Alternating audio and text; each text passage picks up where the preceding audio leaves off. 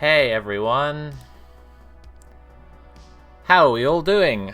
Who's ready to read some incredibly depressing news and then explain why it's not necessarily as bad as it looks, but it's still really depressing anyway and has all of the same implications? Cool. Cool, cool, cool, cool.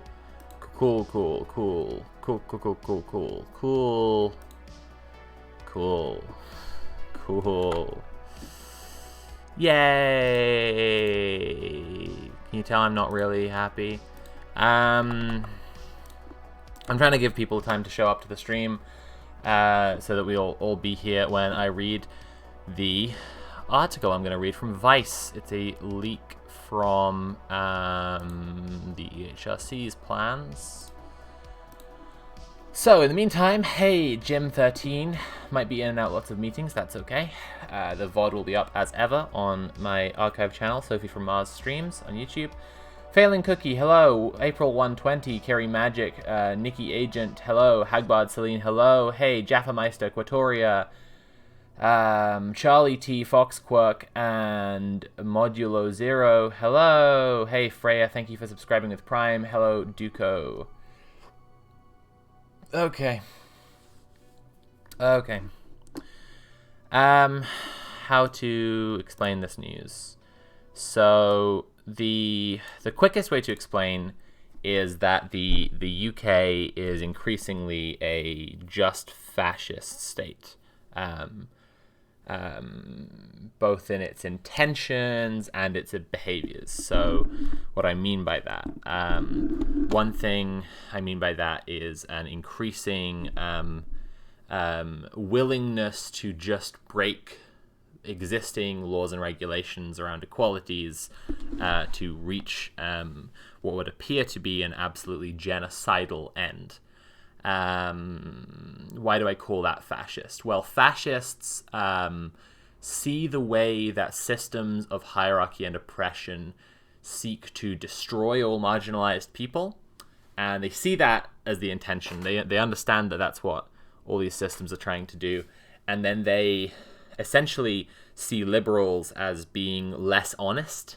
They see liberals as not being honest about what the system is obviously trying to do, and so they just go straight for gold, right? They just go straight for gold and ignore all of the rules that have been put in place to slowly mediate the destruction of marginalized people, which is cool, isn't that neat? And so when I say that the UK is increasingly fascist, I mean that they have less and less regard for the laws that they put in place to try and pretend like a free market capitalist state was in any way a workable solution that will not kill everyone, starting with the most disenfranchised. Right, down to the news. EHRC, let's just quickly get background on the EHRC. I'm pulling up a Wikipedia here just so that I know my own kind of most straightforward definitions. The Equality and Human Rights Commission is a non-departmental public body in England and Wales established by the Equality Act 2006 with effect from 1st of October 2007. So it's supposed to exist as something to protect equalities, but historically, essentially, it has not done that. You may be shocked to hear that a governmental body under the Tory government has not existed to protect equalities. But yeah, that's the case. So the EHRC, according to news from Vice, are making plans to institute a bathroom bill in the UK. What does that mean? Well, that means that that a bathroom bill is a kind of legislation that tries to regulate how and when trans people can use public bathrooms. And it is one of what I call a red line. Pretty much every trans person I know in the UK has a backup plan to flee the country in the case of things getting really, really bad.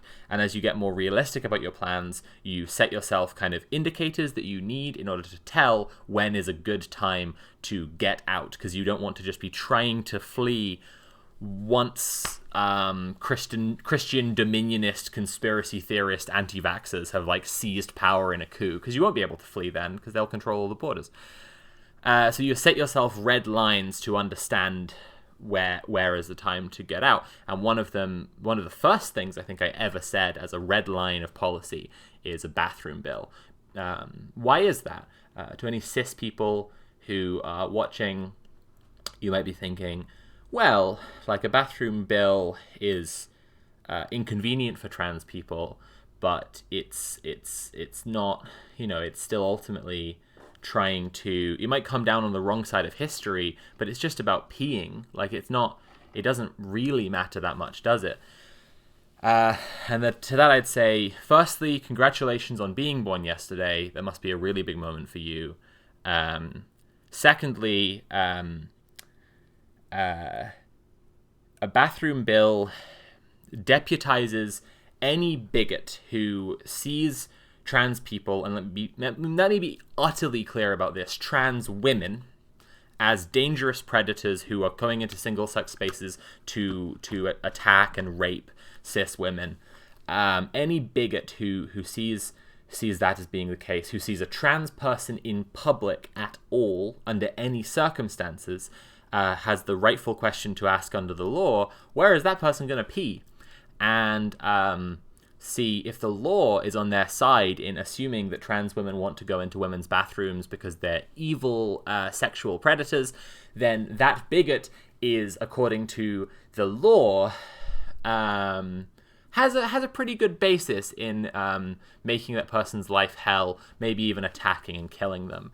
I'm not saying that bathroom bills just legalize murder, but they do set a strong precedent on which someone can argue a different kind of trans panic defense for killing trans people or attacking them or committing various hate crimes. And it's all part of a plan to push trans people out of public life. So a bathroom bill is a plan to make it so trans people just can't go outside, just can't exist in public. And so doing that is necessarily killing trans people in a move that I would call genocidal. I will just counter that quickly by saying that some people of color take issue with white trans people, such as myself, referring to moves like this as genocidal because they view genocide as something deeply tied into the legacy of colonialism, where white people fucked over the rest of the world and killed lots and lots and lots of people of color. And I completely understand that critique, and I'm giving space to it here so that it is heard. And then I will say that I don't personally agree with that, and I think that this is demonstrably genocidal. I think that an attempt to stop a recognizable group of people from being able to reproduce and make more of them, more of that group, is genocidal against that group. And making it so that trans people cannot exist in public life does that in two ways. Firstly, by forcing trans people to hide and just not exist publicly, therefore making it so that those trans people can't really be trans in a meaningful sense. And secondly, a lot of people are inspired to come out because they see trans people and they get to know trans people and they see trans people in public life. And so forcing trans people out of public life is necessarily genocidal. I just wanted to explain that one and then talk through the sides of that. So that's why a bathroom bill is the first red line that I ever set out for myself for when I would need to flee the country. We're going to read through an article. I'm supposed to be recording a podcast in 10 minutes. I'm not going to be able to do that because I've just learned this news. I might do a more detailed discussion with other trans people at a later point, but I just want to read through the article now. Then we'll have a quick discussion about the realities of this. It's not necessarily like the policy is going to go through. It is just a plan that we're discussing. We'll just talk about some implications. So, if you can't pee, you can only exit the house for the length of time it takes for your bladder to fill. Yeah, pretty much. But also, as I said, it gives bigots a kind of pseudo-legal justification to police any trans people they see any of the time, because, see, where are you going to go pee if you're one of those? Right. Let's go to this screen again and read Vice World News. Leaked EHRC guidance. God, this is an annoying website. Leaked EHRC guidance reveals plans to exclude most trans people from bathrooms.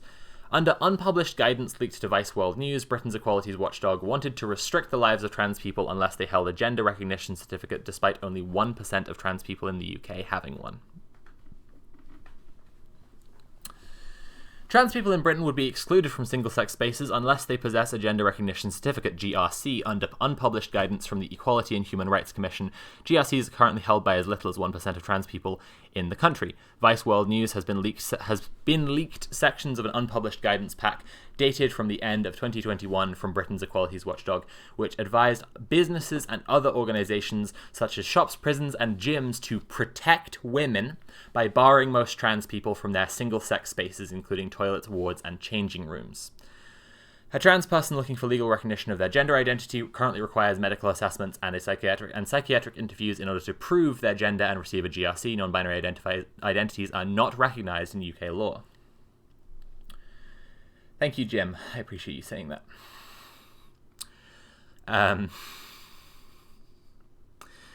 According to the leaked EHRC guidance, a trans person should be barred from accessing spaces matching the gender they're living as unless they hold a GRC, but official data estimates only 1% of trans people in the UK currently have one.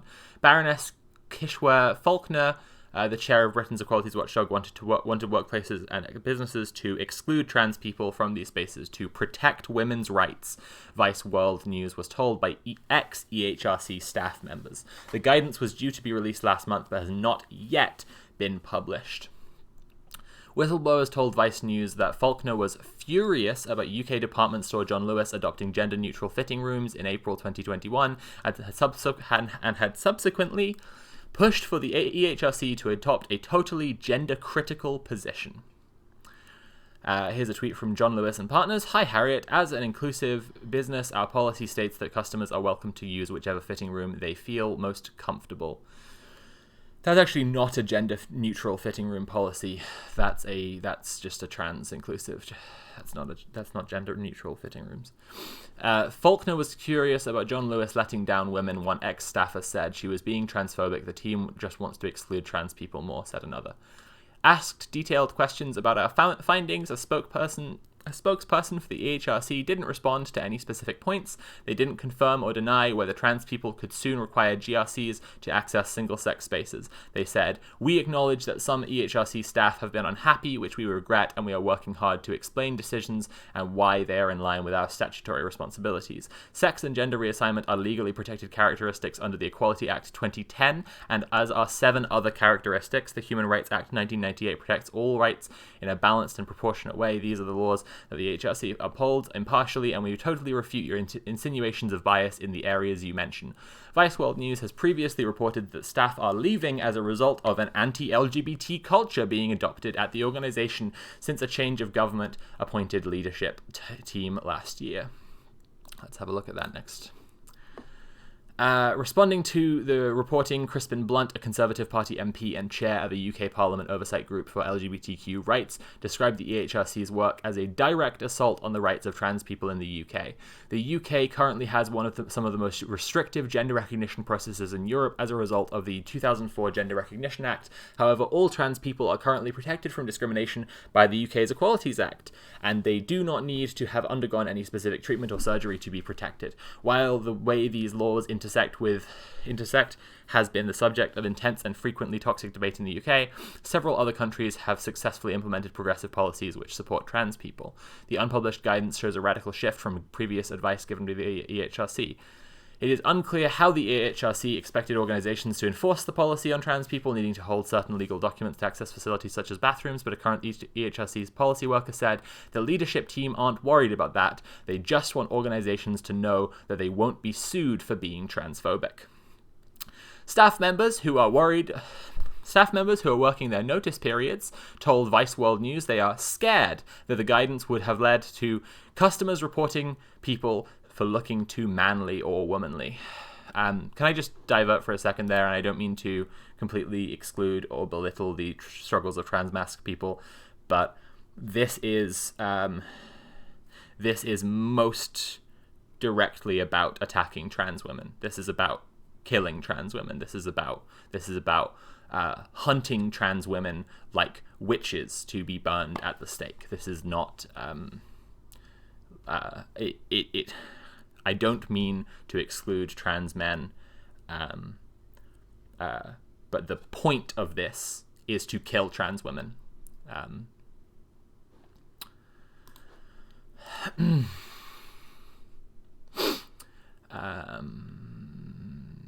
Faulkner has previously described the EHRC as a regulator with compliance enforcement powers. The current single-sex spaces guidance is significant because organizations across the UK have been asking for help to provide legally sound facilities. The Good Law Project campaign group provided another document to Vice World News confirming that the EHRC's current leadership team now wants GRCs to be key to accessing single-sex services. Joe Moam, director of the Good Law Project campaign group, said, "What the EHRC is reported to be proposing is straight-up unlawful. The Equality Act protects all trans people, not just those with a gender recognition certificate. Guidance in that form would not survive legal challenge. This guidance, as reported, would mean a trans man who's lived as a man for years, may have gone through medical treatments and operations to affirm his gender, should be using the women's toilets if he does not possess a GRC."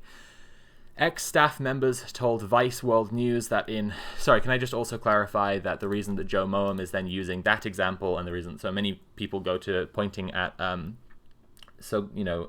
transitioned, like transition is a lifelong process, but transitioned trans men, the reason people always use that example, like it would force these men to use women's toilets, is because all that anyone cares about in this conversation is men in women's spaces, right? That's the entire framing of the TERF rhetoric. It's the entire framing of this attempt, because it's all about trying to call trans women men. That's the point that I'm trying to get at there. But it's not. I don't mean to make more of this stream about that, so I'm just gonna move on from it. Ex-staff members told Vice World News that in April 2021, Faulkner pushed staff to speak to John Lewis about its trans-inclusive policy on fitting rooms following complaints sent to the EHRC by gender-critical groups.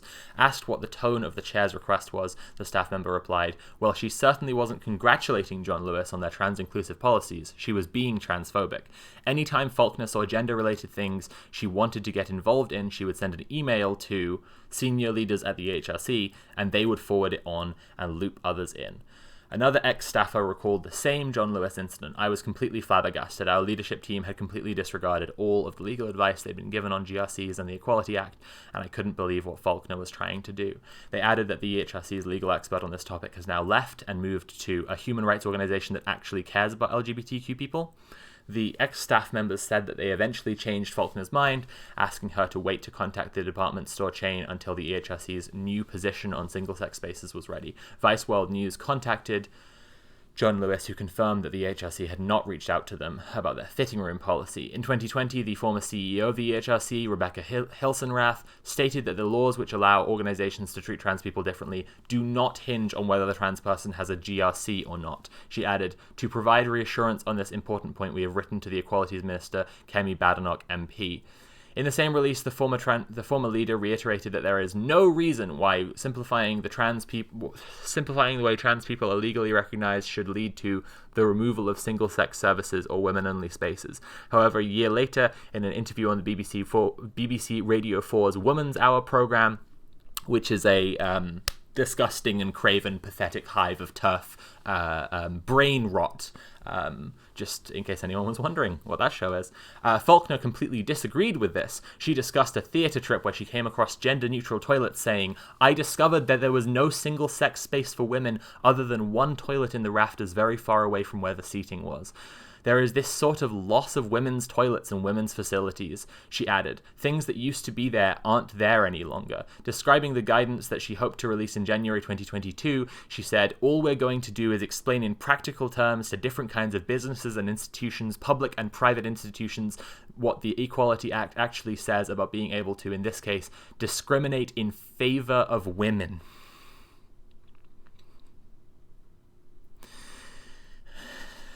We're hoping that all we need to do is point out what the law says. We're hoping that organizations will draw their own conclusions on that. It's a nudge rather than a hammer. Blunt, the Tory MP, said, "It does now appear the rights of trans people are under direct assault in the UK from the public body they would until now have expected to be most steadfast in their defence." He added, "Baroness Faulkner should reflect seriously on her effort. Should reflect seriously on the effect of her decisions to date on this most vulnerable group and bringing them back to being consistent with the evidence. She should also not underestimate the breakdown in trust and confidence in her leadership within her organization, as it is her officials whose evidence and advice is being discounted."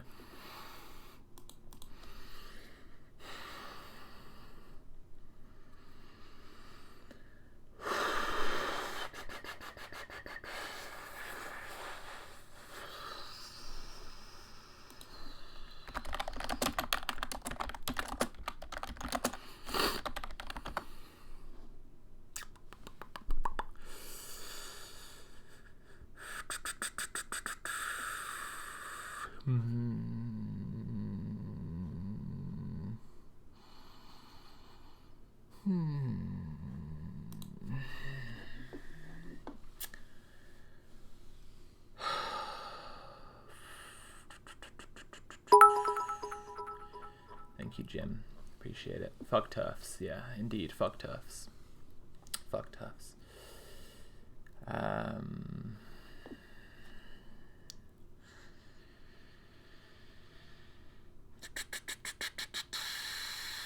Do you need backup in the UK? Do we need to deploy the Internationale? That would be good. That would be pretty fucking good. I have said many times on Red Planet, and it's the official position of Red Planet, that states are working to make peaceful reform impossible, and that makes violent revolution inevitable. Be that revolution and revolt from people who we know as, communists who are working to just take care of people and just provide people with what they need, or be that rebellion of because you've crushed the left, and crushed the unions and pushed the left out of politics, and you smeared the only left-wing candidate of the last 40 years as being an anti-Semite and pushed him out of politics, and the right wing of his own party worked to sabotage the election that he lost by 2,000 votes, making this government just deeply illegitimate, if not criminal, in a sort of human rights sense, in a sort of way that, like, I don't know, like on a sort the same sort of scale as like the Geneva Convention kind of laws, like the right wing of the Labour Party are like historically evil in helping the Tories be in and do these things. But because you've crushed the left, that rebellion may well come from deranged conspiracy theorists who are anti-vaccine and believe that coronavirus is a 5G hoax put in place by George Soros and the other billionaire Jews. They're driving foot flat down on the accelerator towards the worst kind of barbaric dissolution of society, because the people who I'm referring to, the people who are both in power and profiting from the decisions that are made by themselves, the people in power. Theresa May's husband, for example, owned a huge share in a company that manufactured the drones and bombs and missiles used in the striking of Syria. Just for one example, these people know that the violent dissolution of British society into just a barbaric, chaotic, fascist state won't affect them, because they are all part of a very international class of capitalists who can just fuck off out of here, and I count myself as very lucky that there are people around me who will make efforts to help me get out of here if this stuff looks like it's seriously going to come into effect. But there are many, many, many people who can't, and it's those people who we need to think about first and foremost. Those people who are in the most danger, not me.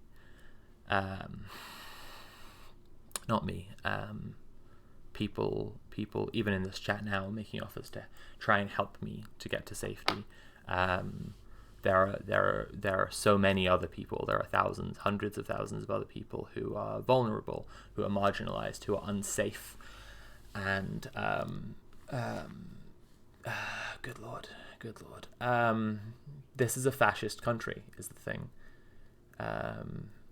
People here are so deeply reactionary that our middle class cis women who think of themselves as feminists and love to think of themselves as feminists are doing shit like this. Having the most unbelievably cringe Karen moment in history in getting shit and piss and cry and come and sneeze and bleed out your fucking eyeballs mad because John Lewis says that people can use the fitting rooms that they feel most comfortable in, and trying to reform the Equalities and Human Rights Commission to kill people because you are such an ignorant, stupid bitch, because you are just such a small-souled, pathetic little homunculus of a fucking cretin that you don't understand that you being mad at John Lewis and Partners, which for my non-UK friends, you are so lucky to not be in the UK. That's all I mean. But John Lewis is a very, very middle-class department store. What is it? It's like our Bloomingdale's or something, right? So I don't know. I don't really know good equivalents in America or whatever. Pathetic and genocidal is what it is. Let's talk through the imaginary world of Baroness Faulkner's frankly insane, ignorant, idiotic, pathetic, craven, bigoted. What else is this world that she tries to live in? Inhumane, cruel. Wow, so many things. In her world, where this advice comes into play, she says it's not a hammer, it's just a nudge. We want people to just we want businesses to individually decide, which is by what she means by that is that she believes that enough other people, because she believes that she represents a sort of silent majority, if you will. She believes that enough people will come forward to complain to the owners of, say, John Lewis, to force them into enacting this guidance, if this guidance is in place. And she may well be right, because TERFs, small-souled, pathetic, craven, bigoted, fascist, are good at organizing to appear like a lot of people care about something, because their end goal, their only end goal, like truly their only singular end goal, is to push all trans people out of existence because they are genocidal psychopaths. Truly their end goal has nothing the fuck to do with protecting anybody whatsoever. J.K. Rowling, Rosie Duffield,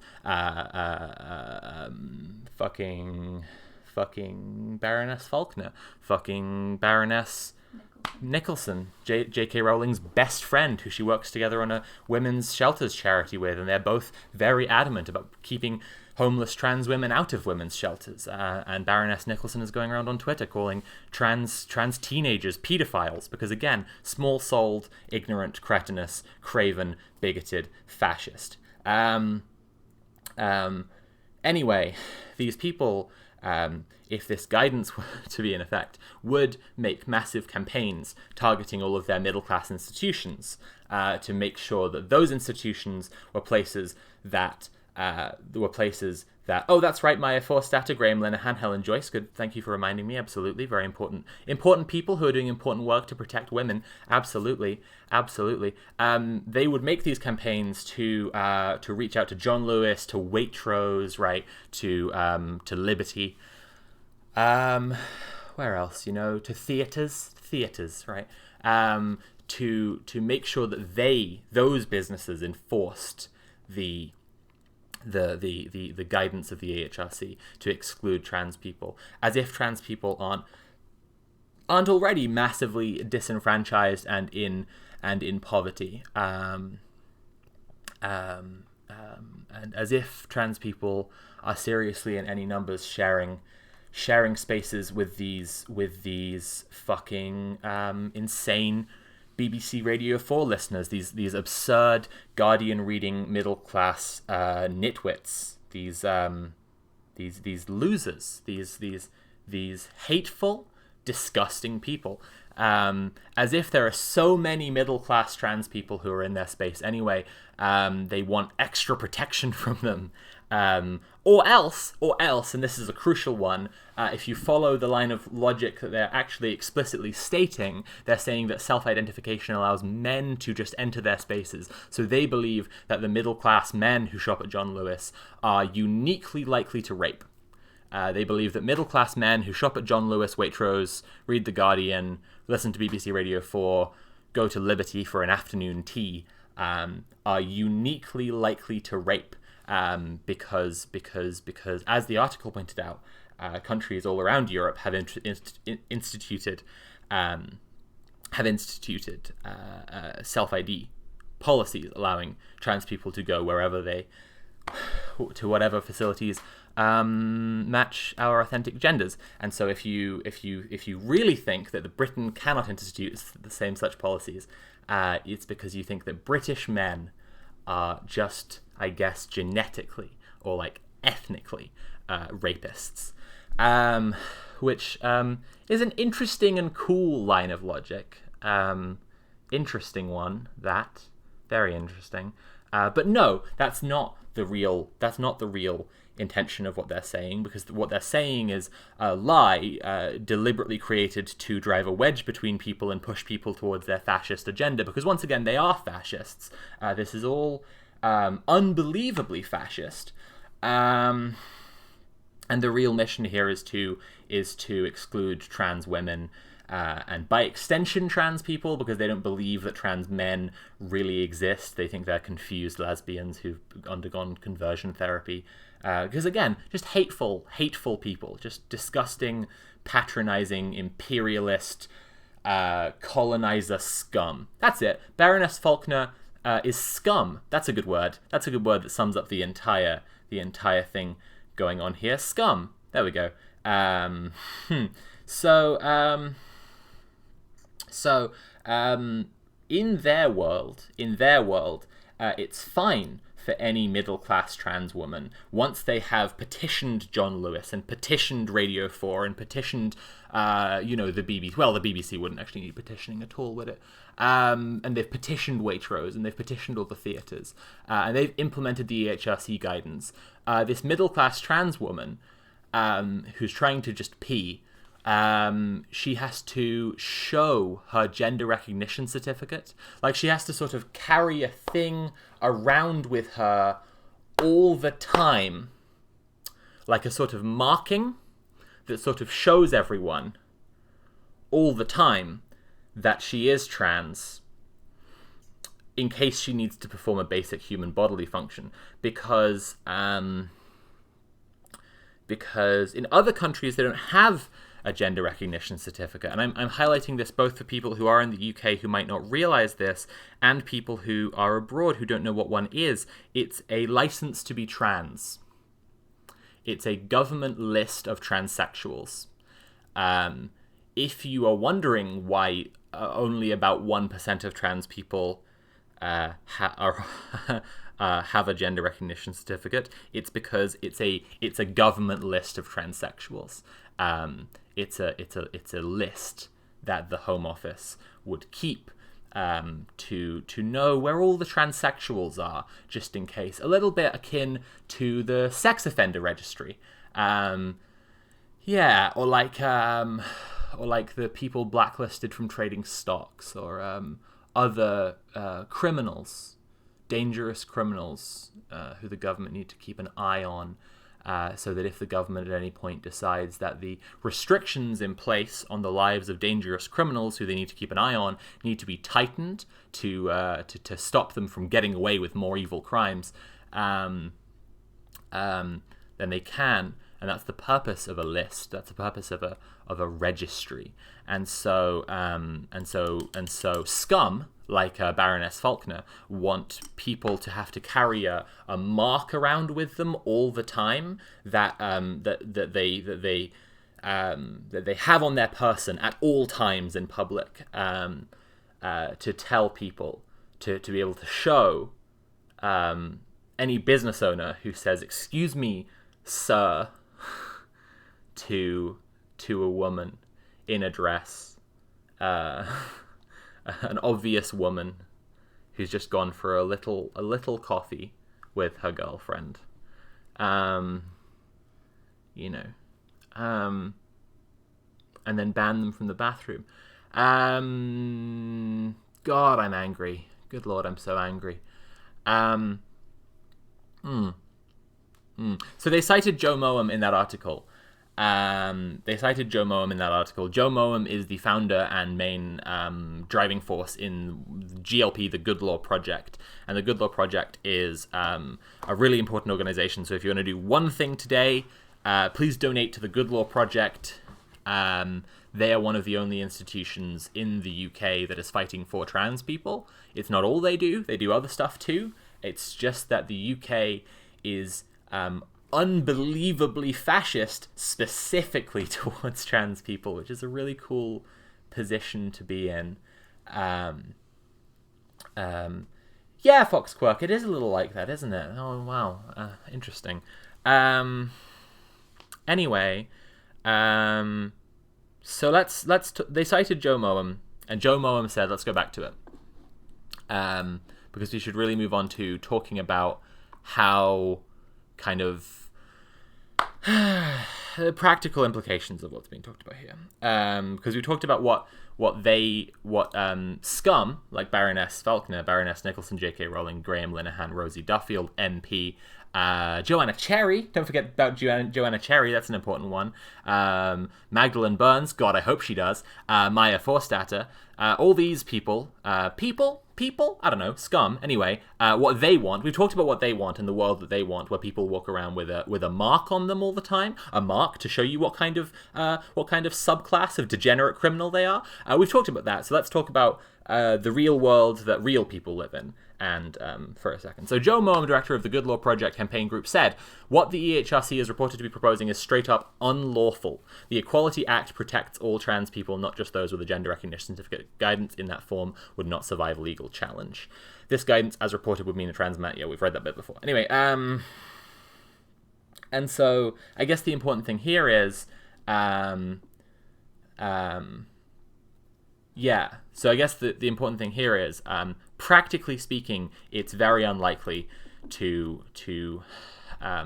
find any legal footing, and furthermore, exactly as Joe Moen puts it, survive any legal challenge.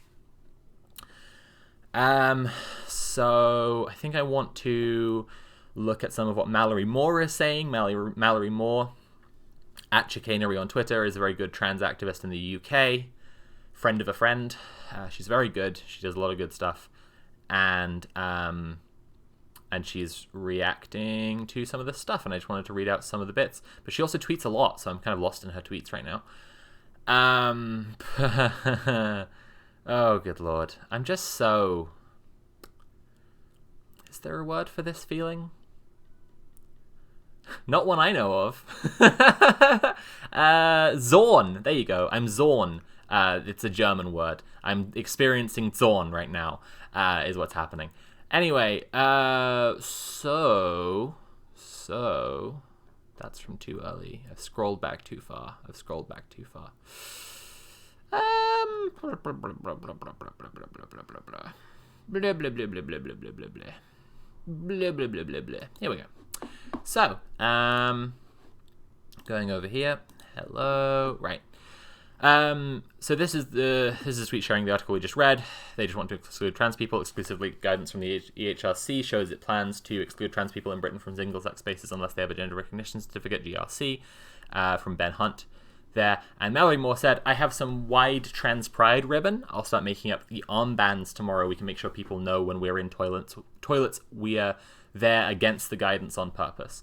Honestly, I think the answer to this is just uncompromising, open, blatant resistance, make relationships with legal observer groups, kick up a fuss, do whatever is necessary to push the EHRC into crisis. And I completely see this as a natural consequence of exactly everything I've been talking about on this stream already, and everything that I say regularly on Red Planet every week, Sundays 2 p.m. to 5 p.m. PST on twitch.tv/badbunny. Which is that when you put people in this position where the existence of us, human beings who are just trying to live, is pitted against the existence of institutions, it becomes an existential crisis for us and an existential motivation for us to destroy those institutions at all costs, whether those institutions be the EHRC, a governmental department, the entire government, the whole state, and a wider and broader thing could be pointed to here, and broader in the sense of more people are into it than there are trans people, because trans people are about 1% of the population. Can I just quickly switch back to here and talk about how trans people are 1% of the population, and these scum are so obsessed with destroying us, whereas by contrast, 17% of Americans believe that a satanic cabal of child-raping Democrats are working to undermine democracy using the deep state. 17%, for example, in America. And here, the conspiracy theory scene hasn't kicked off to quite the same degree, but it's certainly more than 1% who believe that vaccines are an evil microchip program created by Bill Gates in collaboration with the Tory government. And those people live in a reality that you let them live in because you crushed the left, because you celebrate Thatcher, an evil woman who is burning in hell, chugging the endless piss of an army of transsexual demons, and I smile and I laugh every day, eat shit, Tory scum.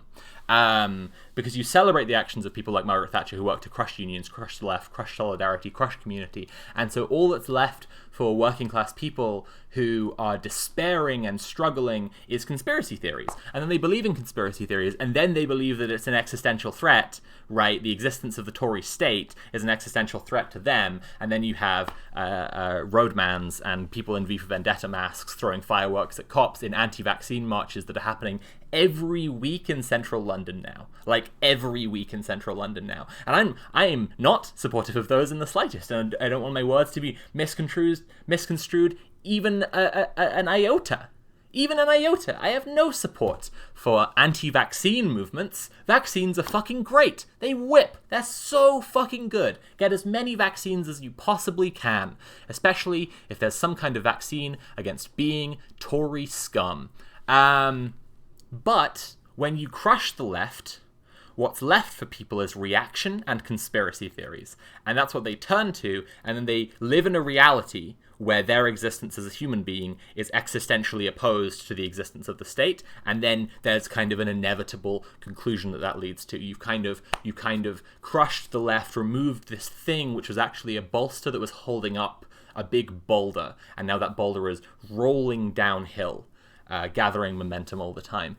But just a fun note to think about. Trans people are just 1% of the population. I suspect trans people are more of the population than that, but you scum, make it really hard for people to come out and live publicly. Coming out is the best thing I've ever done. Being Sophie is the best thing I've ever done. Nothing else I do will ever compare to it in terms of wonder and happiness and revolutionary change to the world. And I just last week saw a message from someone who joined a renters union because of me and went to an eviction resistance where they stopped someone from being homeless, right? The stuff that I've done has helped people to not be homeless, and it is nothing in comparison to just being Sophie. If you are scared to come out, even through all of this, even if you live in the UK right now, do it. I beg you, because it's the best thing you can possibly do, and it's an irrepressible joy to be your real self. Please choose to be alive. I love you, and I'm sorry that things are so scary right now. Trans people are 1% of the population, and these fucking scum are trying to make it as hard as possible for us to exist. Very cool and normal, and not at all the work of demons. Right, okay, so Mallory says, make relationships with legal observer groups, kick up a fuss, do whatever is necessary to push the EHRC into crisis. And that's why I was saying, see the EHRC as making itself as an institution existentially opposed to trans people. One has to give. Also refuse to get a GRC. How dare they use violence like this to force them on us? I came out 23 years ago. I've been transitioned nearly 21 years. Fuck becoming a registered transsexual. Fuck the state. Abolition now. Once again, in case people in the UK think this is normal, this isn't normal. There aren't GRCs in other countries. There isn't a panel of cis people who decide if you get your tranny license or not in other countries. That's not a real fucking thing. Anyway, this is what we need to prepare in the coming weeks and months. No compromise on this shit. No compromise on this shit. We fight it head on and we fight for keeps. She's quoting Siobhan O'Leary, who says, maybe we can pool resources to prep people on the practical and emotional levels to carry this out. Here's this trans-friendly legal aid. Here are some safety plans, etc. Also, while you find out bearings on all of this, get your thoughts down in an email to your MP. I fully advise everyone in the UK to do that today. Cis people watching in the UK. Cis people watching in the UK, you have no excuse. You have no excuse. Because if you have ever wondered what you would do while a genocide was happening in your country, if you've ever wondered what it would be like to be a gentile living in Nazi Germany, a fucking white person living through Jim Crow or slave era times. If you've ever wondered what you would do if you were one of those people, it's whatever you're doing right now. So if you're not emailing your MP, if you're not doing everything you can to stop this, then that's what you would do, and that's the kind of person you're choosing to be. Trans people, if you don't get around to it today, I don't blame you. Please take care of yourself and do things that you like and things to take care of your own mental health. I really believe you're entitled to that right now. Cis people, no excuse whatsoever. Okay. Give your full name and home address as well as phone number. That is true. You have to do that if you're emailing your MP. so that you because it's how they stop you from just emailing other people's MPs. You have to give your name, home address, and phone number so they can contact you back. But then they are legally obligated to contact you back. So don't, yeah.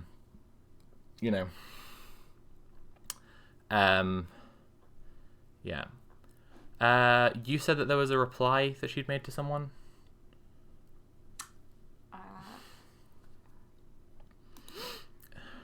Yes. Someone replied to her saying that they chose the wrong time to come out, and yeah, it's in the replies to that thread that you were reading. So, well, I'll try and find it then. I just want to read out that reply to the audience here.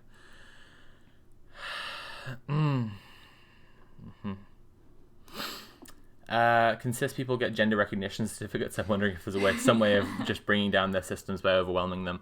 Well, it costs £5 to get a gender recognition certificate. So, I mean, if you want, it might be something people could look into and try and look into. But someone had said that they chose the wrong time to come out, and Mallory said, it's not going to stand. Okay, this specific thing is not going to stand, but it's part of a wider pattern of attempts at stochastic terrorism. This is terrorism. Like this is state terrorism against a minority. They said, looks like I chose the wrong year last summer to come out as trans, and Mallory said, nah, this guidance is completely illegal and won't stand, you'll be fine. Speaking as someone who transitioned before Equality Act came in, it's unnerving, but it'll be okay. And I think that is really important to bear in mind, is that this isn't going through. This guidance isn't going through. But something like it may, in some form, and it is the first red line I set for myself as a thing that will be why I need to get out of the country. I deliberately set my stuff earlier so that I can, if I have to do that, I can get over there, and then I can be focusing on trying to get other people out, and also focusing on external criticism of the UK. But yeah, it is a scary time. It's just a really, really scary time. There's a tweet from @PlaceSteph saying she has some sort of inside info and trans people shouldn't panic. Well, I don't think we really need inside info. It is truly just not, I think, very likely to Steph's place. I see. It is just really not very likely to come in this form right now, but it is also fucking awful. Steph's place said, simple message to trans community. We have significant information about the EHRC. Do not panic about the latest news. Everything is going to be just fine. The thing is,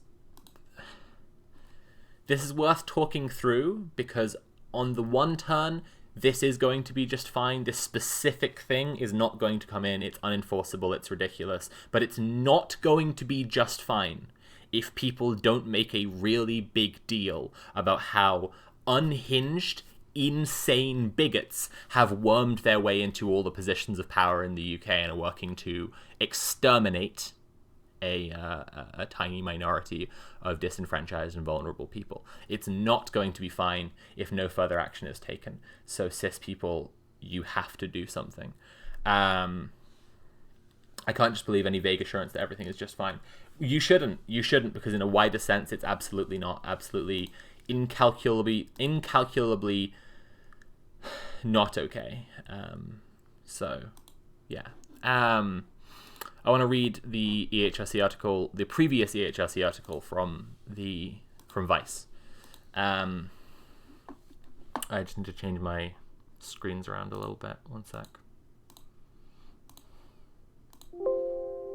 Oh, Windows noise. Windows moment.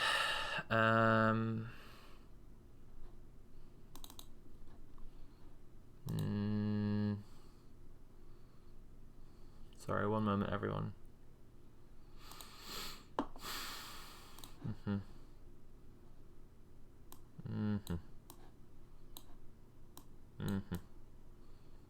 Okay, now I've got these two scenes, so I can go like this or like this if I want. Cool.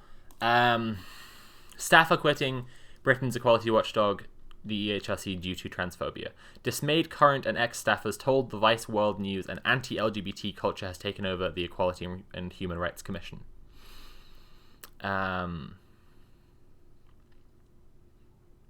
Employees are quitting Britain's Equalities and Human Rights watchdog because they say it has become transphobic and the enemy of human rights, Vice World News has learned.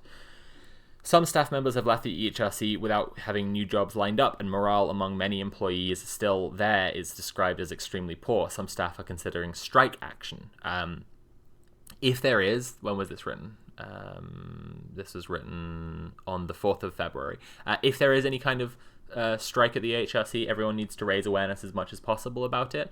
Mallory is completely right that sending the EHRC into crisis is, as I say, existentially required now to save trans people's lives. So if there is a strike, we should support it right the way to the EHRC crashing and burning and dying and all of the scum never working anywhere again, if possible. Very cool. Right. It's worth now.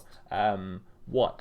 On those terms, it's worth considering how the EHRC is now being positioned literally as an anti-human rights organisation. Yes. Because they are behaving in similar ways. Because they're the human rights organisation of the Tory government, and the Tory government is anti-human rights. Right. I'd like to carry on with my stream now. Yeah. Okay. If anyone thinks I'm being mean and horrible and abusive to Natalie, she is being mean and horrible and abusive to me by being cis in this moment. Is she writing an email to her MP right now? No. Scum.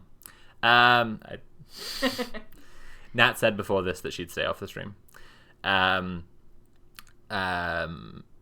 the way, some staff members have left without having new jobs lined up. Morale among many is described as extremely poor. Some staff are considering strike action. Is a word-for-word perfect description and almost a word-for-word description of what I heard about inside The Guardian. And I have personally confirmed with journalists who work for The Guardian, everywhere that TERFs go, they deliberately put themselves in these management positions. Sad to see Nat cancelled. Shake my head, can't even trust Nat. Cis solidarity with Nat? No. Here's your cis solidarity, Lorcan. Fucking eat shit. This is I've confirmed this with someone who has worked a lot at The Guardian. Like, that's a perfect description of the way The Guardian is, because everywhere that TERFs go, their strategy is to work deeply into the upper management levels, because it's a petty bourgeois movement, like what's that other political movement of the petty bourgeois who are trying to assert their will over the state violently? Who are they? What's that move? Oh, it's fascist. That's right.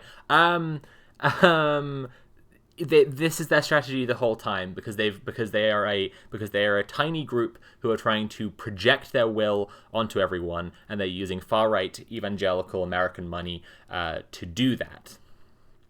And that's why they have this particular focus and also ability to put themselves into the upper management of all these institutions, like the HRC, like the Guardian, like the Home Office, like the Labour Party. Can I just derail for 1 minute to talk about the Labour Party? And I just want to say that if any cis person who lives in the UK is watching and is thinking we have to get the Tories out at all costs, you're right about that. And I would like to reply to you, the Labour Party cannot expect a single vote from trans people. It can't. Because TERFs, as a movement, have worked their way into the highest ranks of all of these institutions using evangelical money, and wield that power to terrorize us and make our lives impossible. as I'm demonstrating and covering on this stream right now. And the Labour Party is not currently an exception to that. So if the Labour Party were in, while things in general might be, I'm not even going to say better, I'm going to say less terrible than the Tories under Keir fucking Starmer, then you need to understand, cis Labour UK voter, that trans people, it's not even about conscience, it's about our existence, wouldn't be able to vote for the Labour Party for as long as they defend, and longer, honestly, for as long as they defend the actions of people like Rosie Duffield. For as long as they keep people like Rosie Duffield in the party, rather than expelling her for being a vile bigot, for being a vile fucking scum bigot. We can't vote for the Labour Party because it wouldn't be any better. Because the exterminationist project would carry on nonetheless. Okay? It's comparable to travellers in the UK who experience just as much, if not a worse deal, under the supposedly progressive party of record. Okay? Jack Straw, from Tony Blair's government, said that travellers shit on the doorsteps of local businesses. The level of fucking racism that travellers experience, right? It's consistent across the parties, and it doesn't get better for them voting for Labour. And you couldn't expect travellers to vote for Labour, and you can't expect trans people to vote for Labour either, unless you, cis person who cares so much about the Tories getting out and Labour getting in, write to the Labour Party and say that you will end your party membership unless they expel Rosie Duffield and take a hardline stance against gender-critical bigotry. Okay? That's it. That's simply it. If you think that it's wrong to say that we couldn't vote for the Labour Party, I'm telling you existentially we can't vote for the Labour Party because they wouldn't stop the exterminationist project that is trying to kill us all. Here we go. 3 whistleblowers still working at the EHRC told Vice World News about an anti-LGBT culture being adopted by senior leaders by the organisation, which is compelling non-executive staff to quit. This comes as Vice World News obtained leaked emails and documents showing the leaders at EHRC being actively involved in removing rights from trans people in the courts, as well as holding meetings with gender-critical groups. Okay, I'm going to open that one as well. I bet it's the LGB Alliance. Vice World News has also spoken to 6 senior staff members who have either recently left the EHRC or they are currently working their notice period. Staff described board members changing their work, making the documents transphobic and seriously inaccurate. When some employees complained, they were locked out of laptops and disciplinary action was taken against them. One ex-employee said, "I was seeing our upcoming publications and guidance pushing for trans rights being changed or completely scrapped and shelved permanently. Meanwhile, the board was building links to anti-trans groups. It was awful." Asked about our findings, a spokesperson denied that the EHRC or its senior leaders were anti-trans, and while the Commission have seen an increase in staff turnover, this was due to other factors. I think it's really cool when governmental bodies lie to journalists. I think it's really cool. That's my favorite thing, is when governments are completely unaccountable to journalism or the public in general in any sense. We take pride in our diverse workforce and their specialist skills. We are an independent regulator with a statutory mandate to protect and promote equality and human rights for everyone, the spokesperson said. Where those rights may conflict, our role is to advise striking on an appropriate balance. All current EHRC employees and ex-employees wanted to speak anonymously, including not mentioning their roles. They are scared of a backlash from EHRC leaders and fear losing their current jobs. Meanwhile, recent union meetings discussing staff concerns have been attended by over half of the EHRC's employees. An employee who recently left said, "When I started in 2018, we were all celebrating LGBT rights and the EHRC was pushing to make the UK better for LGBT people. It's like working for a different organization now." They continued, "Trans rights don't personally affect me, but it's the fact that I have to look into the eyes of my trans friends and know that I'm a part of something damaging them. Staff are being pushed to not be so woke, and it's a fucking Equalities and Human Rights Commission!" I'm sorry for yelling, everyone. I'm sorry. I never like raising my voice. I'm very sorry about that. Good Lord. And forced to be more impartial, but then we're seeing statements from our leaders that are transphobic or racist and incredibly damaging. Another added, I left a few weeks ago. It's a terrifying time to be there. I didn't realize the impact it was having on my well-being until I got out. They said they had worked at the organization for a few years, which was long enough to see a huge change when the new leadership came in. When I'm saying to you all that the UK is an absurdly reactionary country, I mean that we often try to compare ourselves favorably to America and be like, ha ha, we don't have those Bible-bashing nitwits. Imagine if our country had those hillbillies going, hyuk hyuk, God hates F-words, ha ha ha, damn, I'm so glad we're not America. Meanwhile, this shit is going on all the time. And it's not just that this kind of shit is going on all the time, it's that so quickly and readily a culture can be formed by these kinds of people where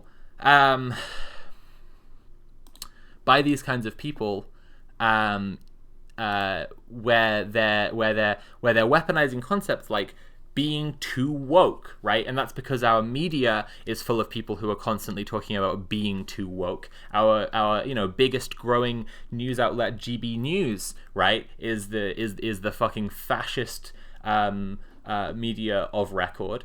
Oh god, oh my goodness, oh I'm so zorn right now. This is a bad time.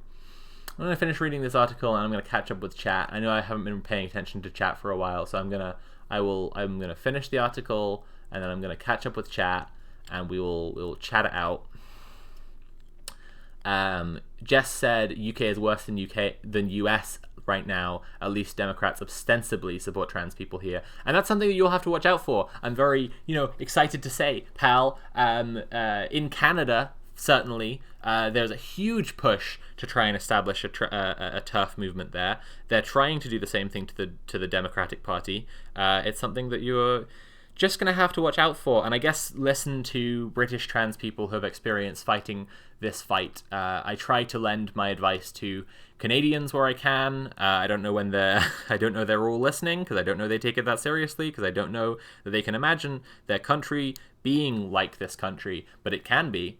But yeah, I also have American friends who can't really conceive of it being worse for trans people here than in other places. Like, we're planning this DIY episode of Red Planet, and the suggestions have all been about getting American trans people on for guests, and I don't want that, because actually in many parts of America you can just go to Planned Parenthood and say, hi, I'm trans, and they go, hi trans, here's hormones. And DIYing isn't actually a thing. So it is a misconception, I think, that a lot of people have, that America is worse in every single conceivable way, and in the case of trans people, the UK is demonstrably worse. Let's finish this article and then chat with chat. Okay. Another added, I left a few weeks ago. It's a terrifying time to be there. I didn't realize the impact it was having on my well-being until I got out. They said they worked at the organization for a few years, which was long enough to see a huge change when the new leadership came in. I wanted to join the commission because I knew the power that it had to make an impact on in the human rights space. Most people in the UK don't even know the EHRC exists, but it can really hold the government to account.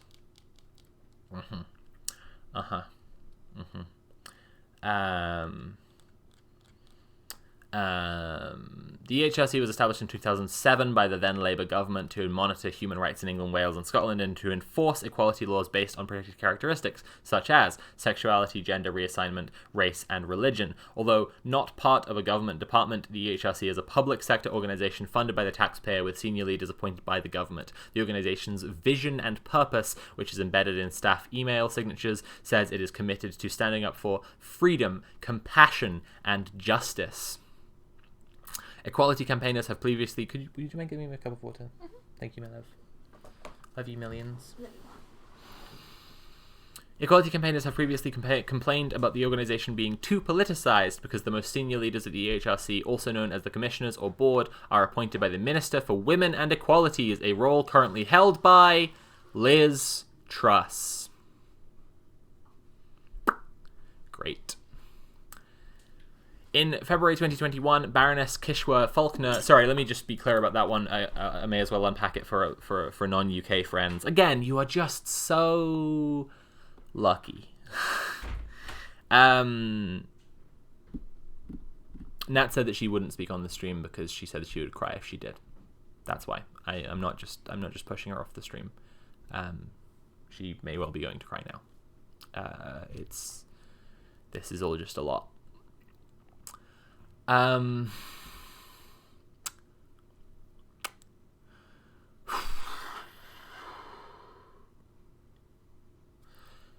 Liz Truss is a TERF, an awful TERF, absolute fucking scum.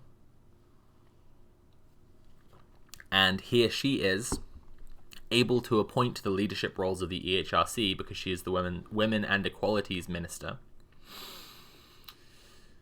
And there she is, appointing another TERF, who is furiously trying to destroy trans rights and push trans people out of public life. So when I say about worming their way into positions of power, I'm not talking conspiratorially mindedly. I'm not talking about some sinister, cabal. I'm talking about demonstrable relationships where Liz Truss is the one who can appoint this stuff. Liz Truss is a horrible bigot who's been on record with how much she hates trans people, and then she appoints someone else who clearly just hates trans people. You can just see it happening. What a wonderful time. Chair of the EHRC, the most important role in the organisation. Faulkner also serves as a member of the House of Lords. Another former employee who left at the end of 2021 told Vice World News that Faulkner had personally changed EHRC publications about trans people, making the documents more critical of gender identity and actively going against the organization's own guidance to protect people's rights based on gender reassignment.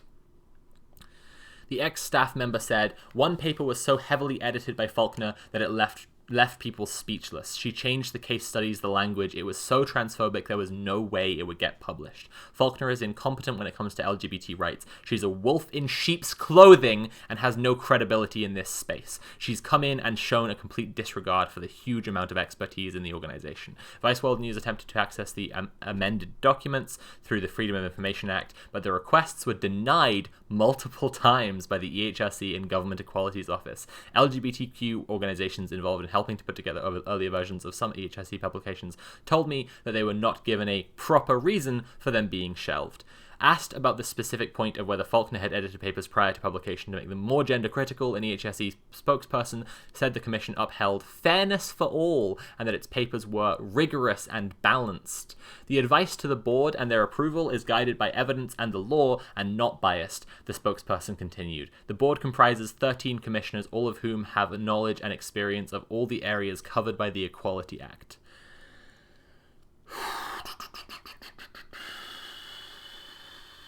Why don't I take a break and just read some of the chat? I'm just going to read some of the chat instead. Noza Queer, thank you for subscribing. Jess, you subscribed earlier. Thank you for subscribing. Quill says, I think DIY is much more prevalent here in the UK. It is. That will be part of the report. It's much more... It's actually that it is less prevalent in the US, not more prevalent here in the UK. I've been talking to people in like the Netherlands, in Korea, all around the place. And DIY is, pretty common wherever there is weird gatekeeping. And America, because of its wonderful healthcare system, the best one in the world, just has informed consent because you just pay for all the stuff. So it's a weird flip side of the capitalism there. In their healthcare industry, that in many cases you can just get it.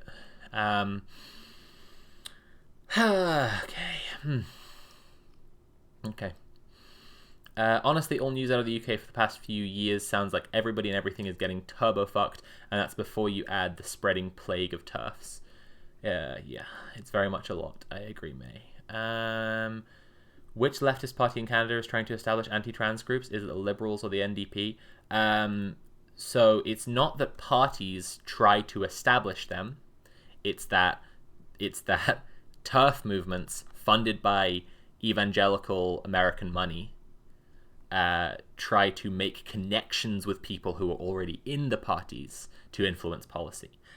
So, for example, here we have a group called the LGB Alliance, and look it up. You have one too. They're spreading. Who held a conference where they hosted all the most famous transphobes in the country. Some of whom who have worked with Posey Parker, who's like fully white nationalist TERF, like works with Tommy Robinson kind of white nationalist. Like I say, they use the resources, the disproportionate resources they have for their size, to make connections with people who are already in power, and then try and bring them into the TERF cult. That's their strategy. Healthcare for trans folks in the US is almost impossible to find in much of the country.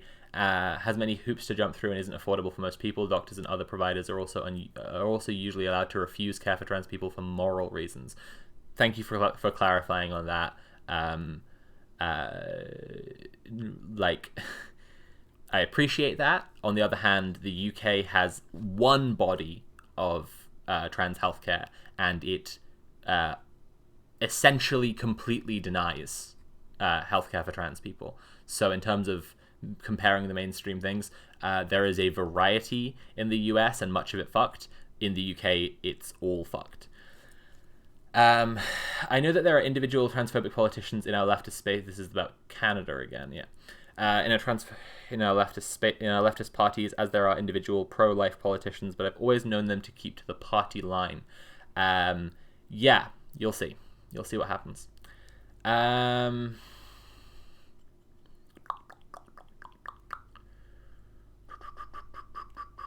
Mom told me that hate is too strong a word to throw around, but good goddamn, I can't express how much I hate these people. I would say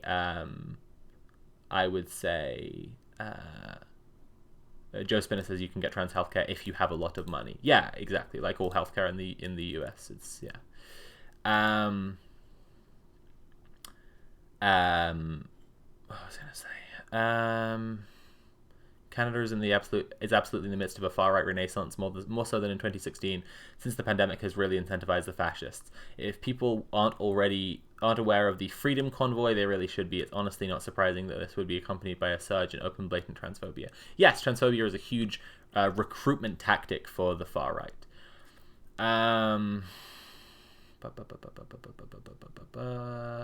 Andy Ngo was there. Wow.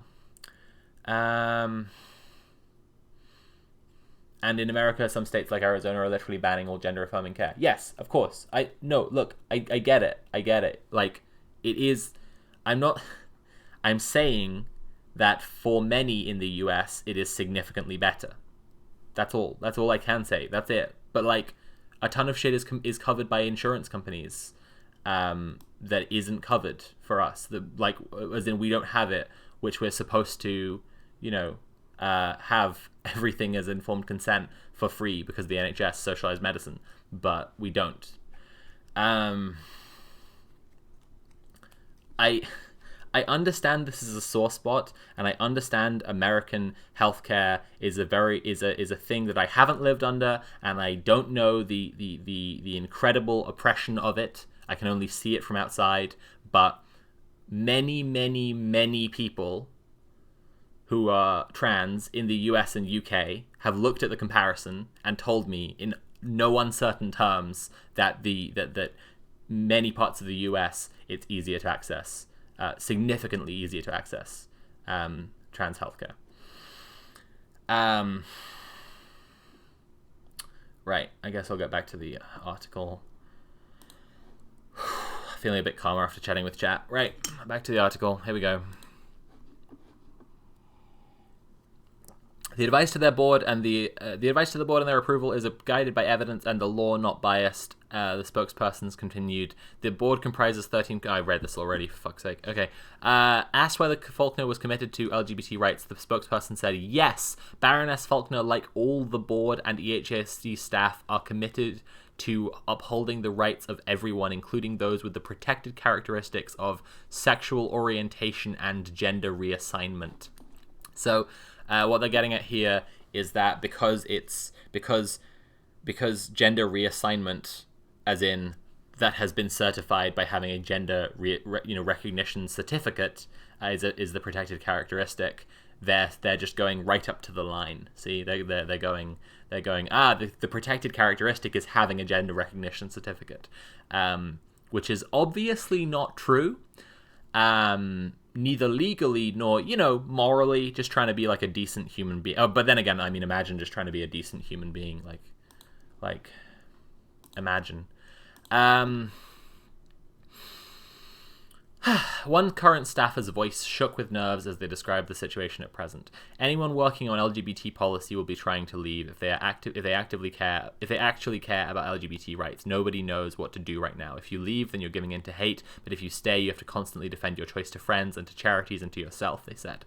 I don't know anyone in the HRC that wants Baroness Faulkner to stay. The UK currently has some of the most restrictive gender recognition processes in Europe as a result of the 2004 Gender Recognition Act. A trans person looking for legal recognition of their gender identity requires medical assessments and psychiatric interviews in order to prove their gender.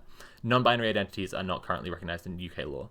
In 2018, the EHRC was pushing for the UK to join countries like Ireland, Belgium, and Portugal in allowing trans people to self-determine their legal gender. However, last week, the EHRC received a huge backlash from LGBTQ groups for releasing two statements which campaigners branded an attack on trans equality. One statement called for the Scottish Government to delay its work to update trans equality laws, and the other requested the proposed conversion therapy ban in England and Wales to not cover trans people.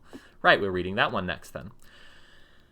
Vice World News was told that some EHRC staff complained about these statements in December, at least 1 month before they were released. The employees flagged their serious concerns to senior management, including the chair and the board. Those who spoke up were subsequently locked out of their computers and faced disciplinary action. It was as if Baroness Faulkner and the board wanted people who actually cared about human rights to leave, and another ex-employee who left last year told me. They continued, nobody seemed bothered that staff were deeply affected by the leadership change. We were having a leaving do every single week. Some of our roles were being changed or moved, and that made people want to go even faster, but ultimately people couldn't cope with the changes. Asked what changes people couldn't cope with, they responded, they were anti-trans, not recognizing racism. Management would call people woke for supporting LGBTQ rights and would edit publications to make them more gender critical, completely ignoring everyone's expertise. One former employee who left within the past few weeks said the complete U-turn on the Gender Recognition Act had absolutely no evidence to back it up, but it still happened. They added, for me, there was suddenly this new kind of emphasis on the need to be evidence-based, but that doesn't mean we weren't collecting evidence before. We've always had people employed as researchers, and we always have staff with lived experience too. This new push was about dismissing anything they didn't like. Another person who still works at the EHRC said bosses are hyper aware of potential for leaks, and this is why internal issues have not leaked to the media before now. They're trying to do this all secretly on top of everything else. That's great. They're ready to penalize people for doing it, they added. People are being threatened with disciplinaries right now. Staff are receiving warnings around social media use and being told not to react to news and to not complain internally and to not be seen as an activist. Joe Moam, director of the Good Law Project campaign group, said under the EHRC human rights have turned 180 degrees. No longer are they protection for minorities against populist sentiment. Now they are mechanics with which turn that sentiment. And a quick addressing of what he said there. It currently says I'm playing Pathologic. That's annoying.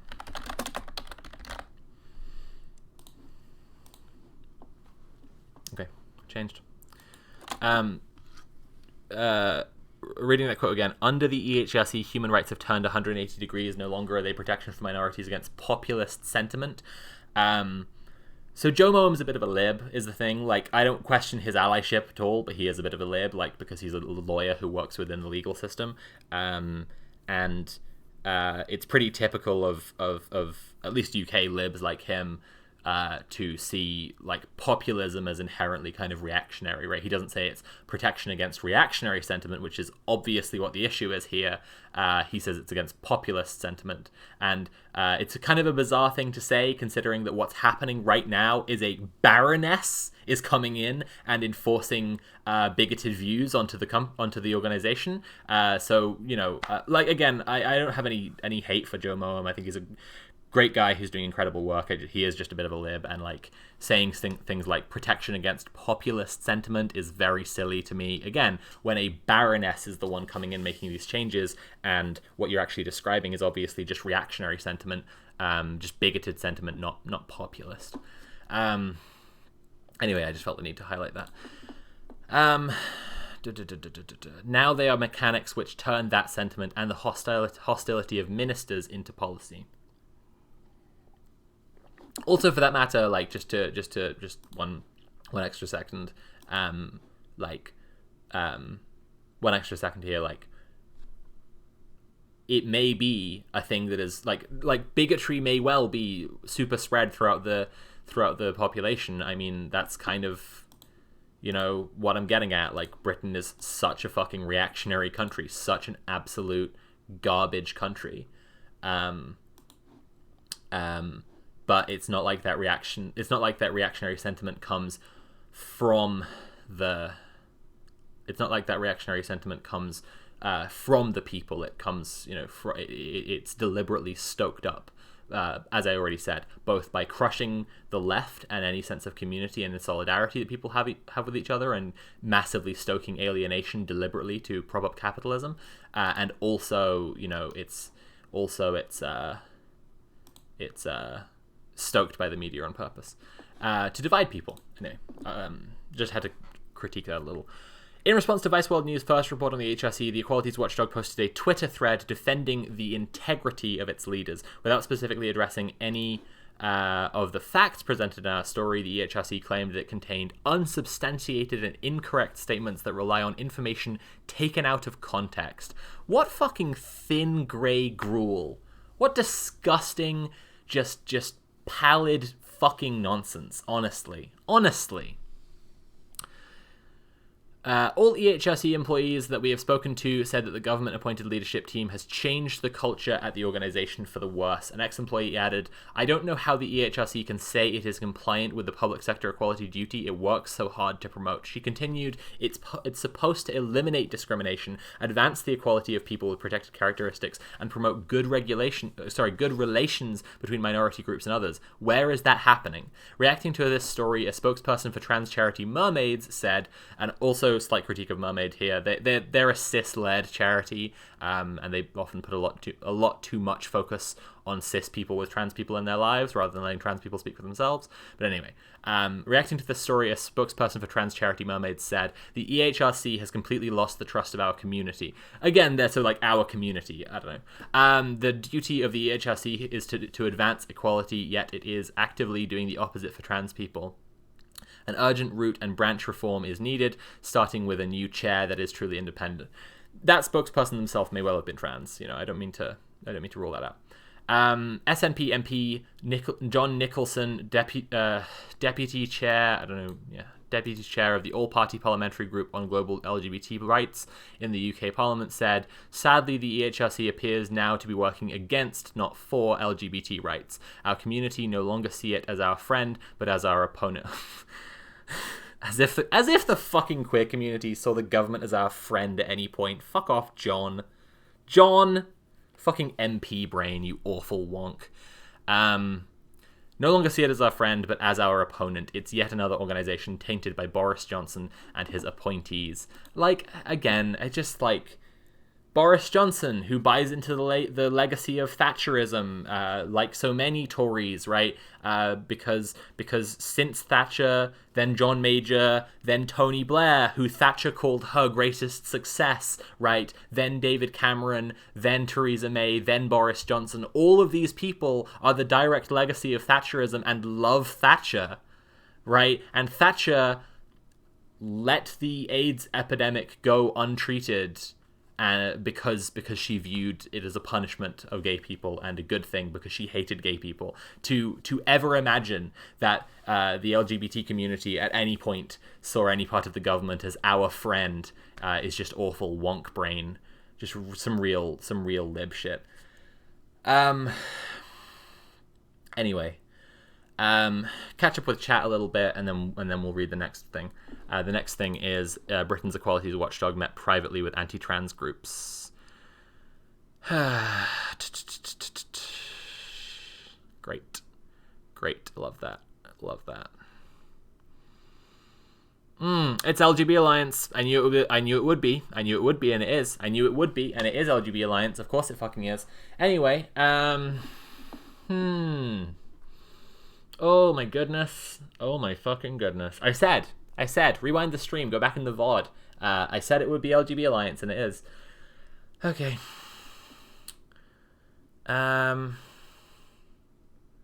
Stop saying LGBT when you mean trans. I mean, yeah, sometimes. That said, like, you know, if you're writing an article, sometimes you don't want to just repeat yourself too much. The NHS has quietly stopped offering everything except bottom surgery a few weeks back. For trans men, the NHS has stopped offering bottom surgery, and also the two surgeons there are two surgeons who provide bottom surgery for trans men in the whole of the UK. They performed a vaginectomy on a trans man who or a trans masked person who hadn't asked for it. So trust is not at a particularly high point with our medical system right now. To be clear, for those who aren't aware, bottom surgery for trans masked people involves several procedures. It's not just one singular surgery, but there are several procedures involved in creating a neophallus, and you can do that several different ways, and you can do metoidioplasty, but much of that also can just leave the uterus, ovaries, vagina completely intact. And a vaginectomy hysterectomy are separate procedures that not everybody wants. Some people want to be able to carry children and give birth. Some people just want to have a vagina. They don't need a reason because it's their fucking body and their choice. The like two only bottom surgery surgeons for trans masked people in the UK just did a vaginectomy on someone without their consent. So that's cool. That's good. That's neat. Some conversion therapy is cool. A human rights committee. Yep. This all sounds so blatant. It's almost as horrifying as the actual anti-trans yeah.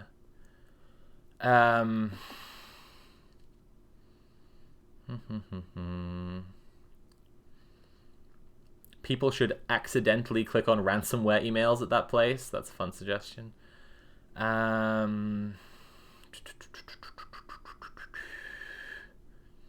think your introduction of the term thin grey gruel to the discourse has been essential. Thank you very much, Jaffameister. I appreciate that. It would be good. I hope other people like it and use it. I think it's important to distinguish between things that are even slightly worth talking about and the thin grey gruel. Okay.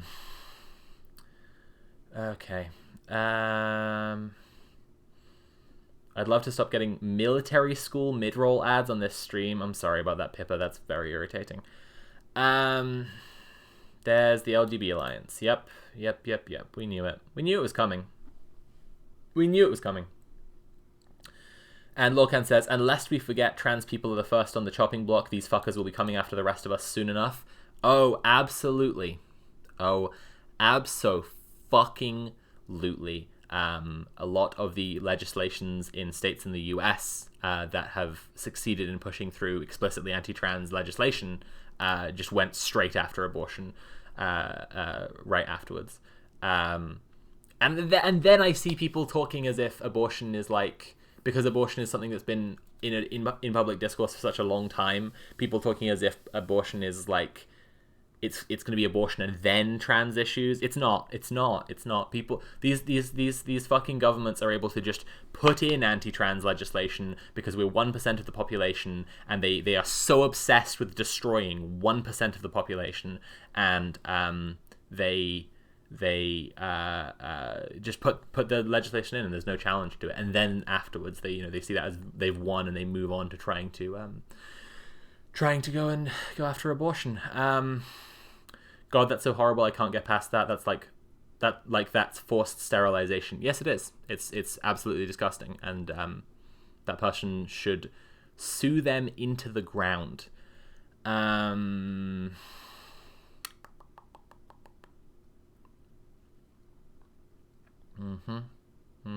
Nomas42, thank you for gifting a sub to Pippa so that they no longer have to see military ads.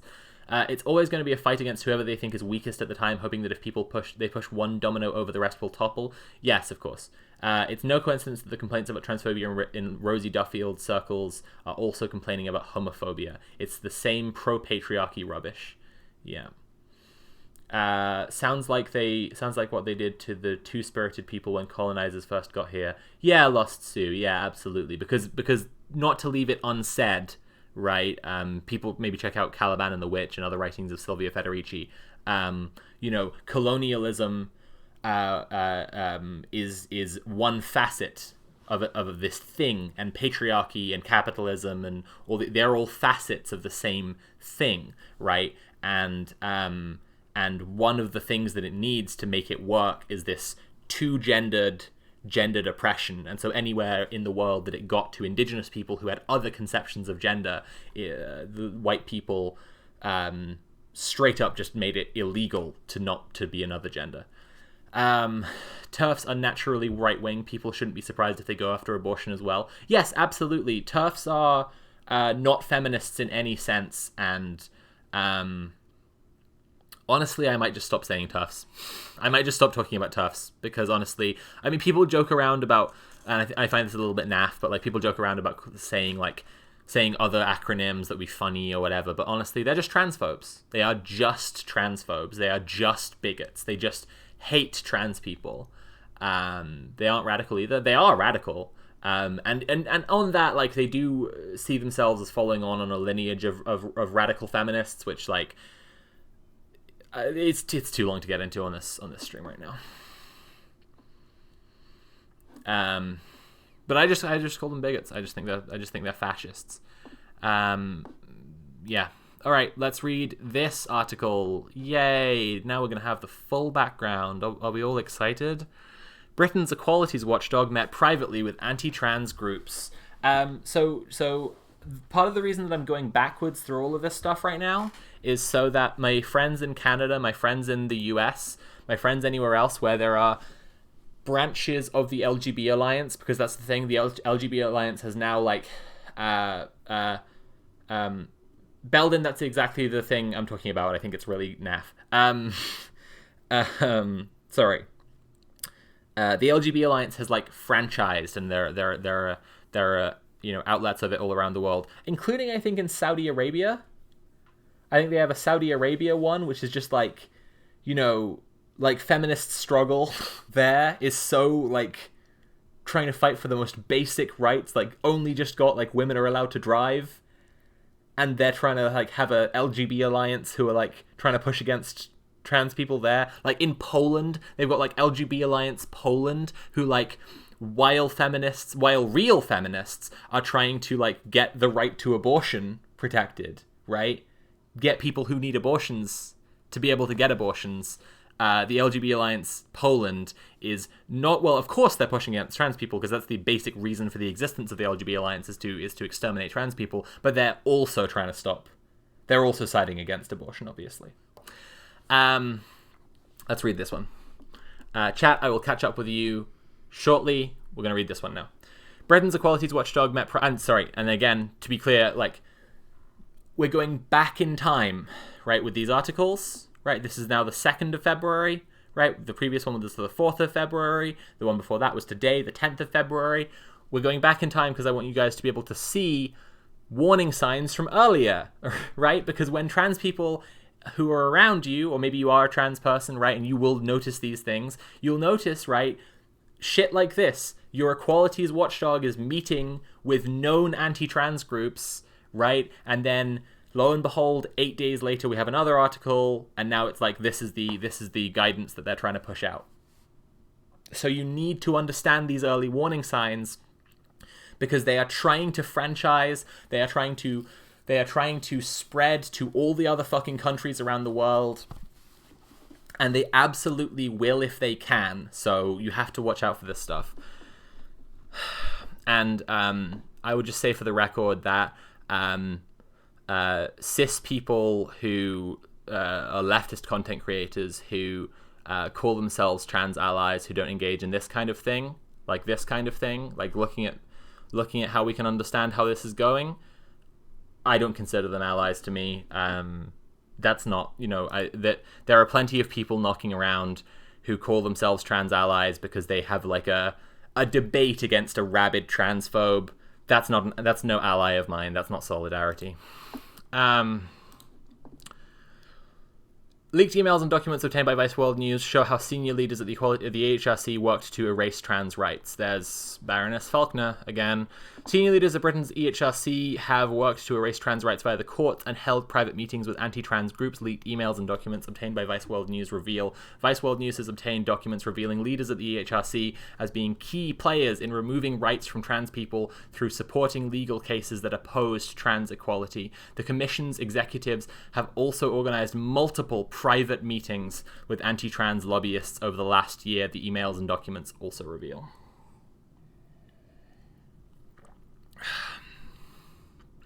The EHRC, this is LGB Alliance founders met with EHRC board, photo obtained by Vice World News.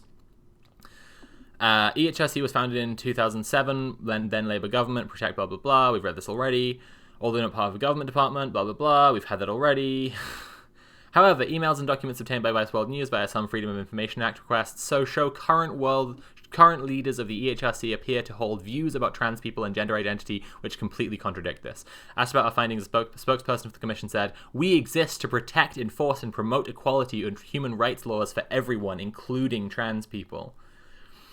Equality campaigners have previously complained about the organisation being too politicised because of the Commission's most senior leaders, also known as the Commissioners or Board, are appointed by the Minister for Women and Equalities, a role currently held by Liz Truss. In 2020, Truss, who is also UK Foreign Secretary and a potential successor to Boris Johnson as Prime Minister, let's just clarify on that one, I don't really think that's that likely. Some Tory propagandists are trying to make her out as a new Thatcher. I don't think she has the popularity to pull it off. I think it would be much more likely to be someone like Rishi Sunak. But her becoming Tory leader, which would be her becoming Prime Minister, and then there would be a general election to determine whether she gets to carry on being Prime Minister, would be another red line for me. Another reason to absolutely flee the country, because she hates trans people with a terrible passion. Quill says, "I'm going to have to step away for a bit. I love you. Please take care of yourself." Thank you, Quill, and I hope you take care of yourself as well. And I love you very much. And I'm sorry that this is going on.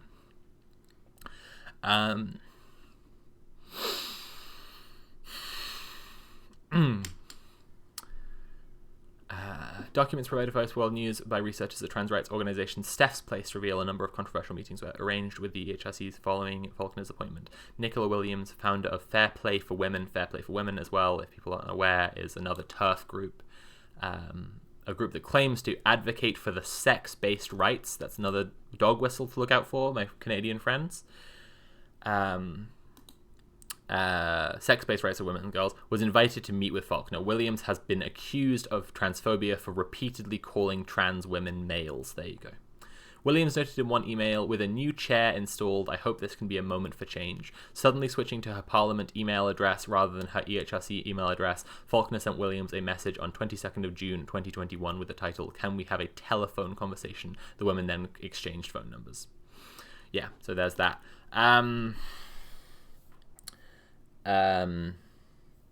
To not leave a paper trail, right? Because then you can just ring up and be like, "So how do we want to kill all these trannies, right? How do we want to just get rid of them, right?"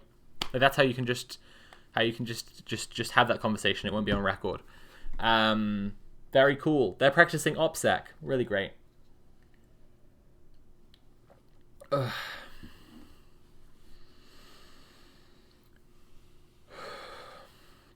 I'm sorry to hear that loss, Sue. That's really horrific.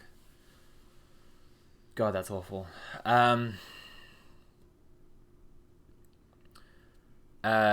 Sue, I'm trying to keep the conversation on this stuff that's happening in the UK right now, and I'm not going to be streaming all day. I'm just responding to this specific news piece, and I'm going to stop streaming.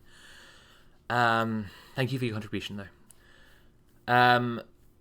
Okay, right. What the fuck was I going to say?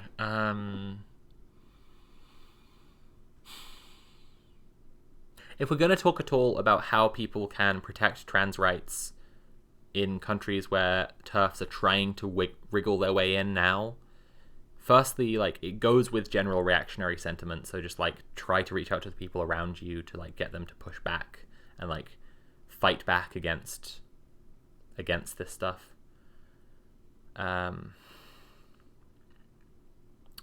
But I would say a combination of drawing attention to them and not drawing attention to them is very important, right? If you can draw attention to LGBT Alliance Canada and then point to the state of UK trans rights for people who are already aware of UK trans rights, those people will become very afraid of LGBT Canada, rightfully so, and that's a good thing that you can do. But on the other hand, you don't want to give too much attention to TERFs, allowing them to do the old "I've been cancelled" trick.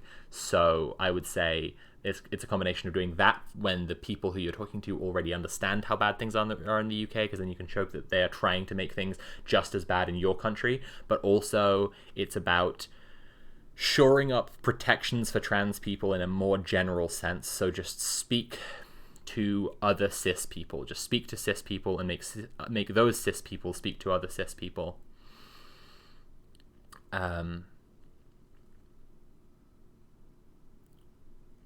And then you'll be creating an environment that will be more resistant to this kind of shit. Let's carry on with the article. Vice World News asked 4 leading LGBTQ organizations that support trans rights whether they were given this same opportunity for direct contact with Faulkner in her role as the EHRC chair. They all said they hadn't, of course. Just of course. Just last week, the EHRC released 2 controversial statements which received a huge backlash from LGBTQ groups. One statement called for the Scottish Government to delay its work updating trans equality laws, and the other requested upcoming conversion therapy ban in England and Wales to not cover trans people. Stonewall called the statements an attack on trans equality, and the charity created an open letter in support of trans rights, which have now been signed by over 5,000 people. Another of the appointed leaders of the HRC is Alistair Henderson, a barrister who has a key role in erasing trans rights. Great. In 2020, Henderson represented Keira Bell, a young woman who regretted transitioning. Henderson challenged the NHS's use of puberty blockers, claiming that young people cannot consent to using them. As a result, the NHS had to remove all medical treatment options for young trans people until the decision was overturned nearly a year later. And this is the witch that I got tattooed after we did the stream raising £100,000 for trans kids when that happened, because they took trans kids who were currently on puberty blockers off them because of these scum. And it took a year for the decision to be overturned. And in the meantime, do you know how long a year is for a trans person who's going through the wrong puberty right then? Like, that's body horror. That's panic. That's terror. This is terror. This is terrorism.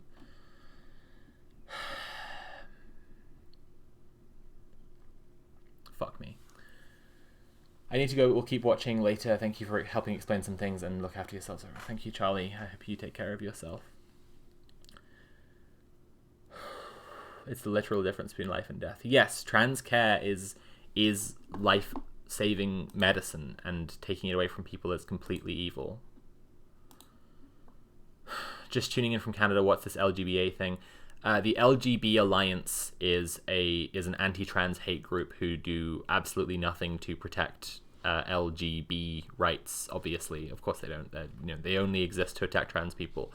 And after Stonewall has been divorced from all of UK institutions as a watchdog for LGBT rights, because of their support for trans people, the LGB Alliance has been given charities status by the UK government, when actually they're funded by evangelical American money, and now the LGB Alliance is being worked in as the consultant group for all those companies that, not just companies but universities too, and public bodies that worked with Stonewall previously, that no longer work with Stonewall, now are going to work with the LGB Alliance instead, and they are just an anti-trans hate group who want trans people dead. And they have franchised, as I was saying earlier. They've got LGBA Poland, they've got LGBA Canada, and they're trying to make places as turfy as possible. And Canada is a big target of them, so it's one to watch out for. Okay, zoom this in. Would zooming this in get rid of the ads? No. Oh, I could zoom it in this much. Alright. Just gonna read it kind of stupid. Just gonna read it way too zoomed in. God, okay. The leaked documents appear to show Henderson's long-term influence over his colleagues on the EHRC board, and therefore his influence over the organization becoming more critical of trans lives. In April 2021, the EHRC received a huge backlash from LGBTQ people and their allies for suddenly jumping to the defense of a gender-critical woman in a major legal case. Maya Forstater claimed she lost her job because of her belief that trans women are not women. Assistance from the EHRC helped to close the case in favor of gender critics. I didn't know that. I didn't actually know that. So if you're not familiar with this case, and I'm familiar with the case, but I didn't know that, there are things that Americans might not be familiar with this concept, but there are things that you can't. Your boss has to have a reason for getting rid of you, unless you're in a right to work state. Obviously, that's what I'm teasing about. But your boss has to state a reason for getting rid of you, and you can't be dismissed for certain things, usually protected characteristics such as race, gender, etc. But in this case, Maya Forstater claimed that she was dismissed, which is not. Firstly, she wasn't fired. Her contract wasn't renewed, so she wasn't actually fired. And secondly, it was because she was making a hostile environment. Like, she was spending all her time on an anti-trans campaign was the reason that she didn't have her contract renewed. But the case that she was fighting to sue her former employer was supported by all these TERFs and all of their American money. So they managed to get the philosophical belief that trans women are male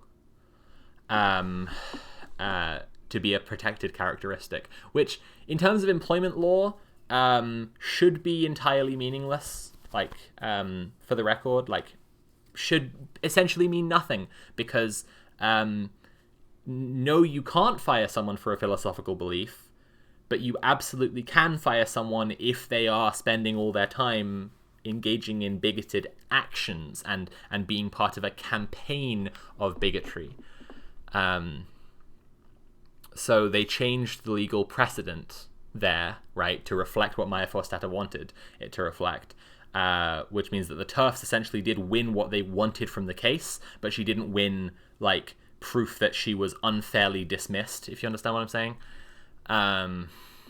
But they got what they wanted, which was precedent that it is okay and you can't be fired for being gender critical or holding gender critical beliefs. And I didn't know that the EHRC helped them with that. So that's great. Yeah, here's their guidance. There you go. There's their guidance to What we did, we presented our arguments in the Employment Appeal Tribunal, stating that the Employment Tribunal in Ms. Forstatter's case failed to consider the distinction between whether Ms. Forstatter held a belief that is protected despite others finding it offensive and the way in which Ms. Forstatter acted on that belief. We argued that the tribunal wrongly conflated the question of whether the belief was protected with whether the way in which it was expressed was protected. We did not make any submissions as to whether Ms. Forstatter was discriminated against because of the ways in which she expressed her belief. Our full submission is available to download at the bottom of this page. Great. Okay. Through documents released through FOIA, Vice World News has learned that Henderson was the employee who first suggested to intervene in the Forstatter hearing. This was confirmed through an email following up on a conversation in a board meeting the day before. Hi both. Following the board discussion yesterday, Alistair P. asked if I could email with the details of... this is from Henderson. Sorry, because they're both called Alistair. That was what I thought. It was confusing. Oh, look at that. It was on 9/11. Huh. Asked if I could email with the details of potential FOIA cases in the... freedom of speech cases in the context of the trans debate. Scum. Stop breathing, please. Scum. Which it would be good for the commission to get involved in as part of the overall strategy we decided on. Great. Alistair Henderson suggesting EHRC involvement in a gender-critical legal case obtained by Vice World News. Asked if this was correct, EHRC responded, the suggestion to intervene in the case was made by one of our commissioners, Alistair Henderson. However, it adds, the decision to intervene was ultimately approved by commission board members and the chair, Kishore Faulkner. In an online profile, Henderson describes himself as a Christian who would strongly defend freedom of religion and belief, freedom of conscience, and freedom of speech for everyone. He has previously been criticized for liking and retweeting social media posts, criticizing Black Lives Matter protesters, and describing the words of misogynists and homophobes as highly ideological propaganda describing the words misogynist and homophobe as highly ideological propaganda terms. The leaked emails obtained by Vice World News also show that some senior staff in the EHRC policy teams were not aware of Henderson's involvement in the legal case against the UK's Gender Identity Service for Young People. The massive legal case stopped the NHS from providing transgender healthcare to under 16s in the UK and caused lasting damage to trans rights globally. Henderson was partnered with Paul Conrath, a Christian lawyer known for legal attacks against abortion, contraception, and LGBTQ rights. Yeah, he's literally a fucking evangelical lawyer who they got over from the US to fight their case for them. Oh, good lord. Okay. After the NHS eventually won the case allowing trans young people to continue with their gender care, Conrath said he was dismayed and surprised, calling services offered by the NHS Gender Identity Development Service poorly evidenced treatment with lifelong irreversible consequences. I would say that the lifelong irreversible consequence of being Paul Conrath is a much more serious thing to have to live with that doctors should see if they could treat urgently. The day before the conclusion of the case made international news, one EHRC communications official wrote, Alistair Henderson, one of our commissioners, is one of the barristers challenging the Tavistock. Were we aware that he was involved in the case? Cool. Being passed up the chain, another staff member wrote, please see email below. Are we aware of this connection? The pack of leaked documents show on at least 2 occasions when discussions about transgender people were held by the board, Henderson appeared to flag that he had a potential conflict of interest because of his legal work. However, the board still allowed him to continue participating in the discussions.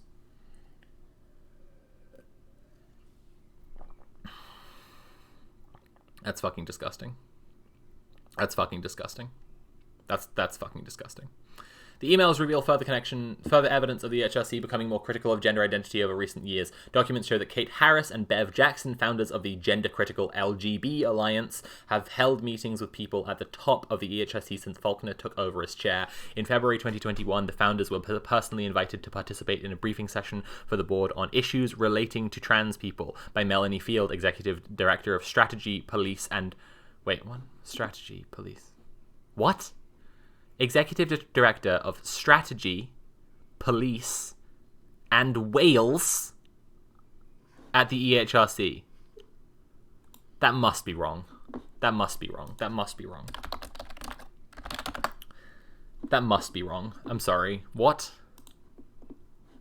No, this is an actor. Hang on. Field EHRC.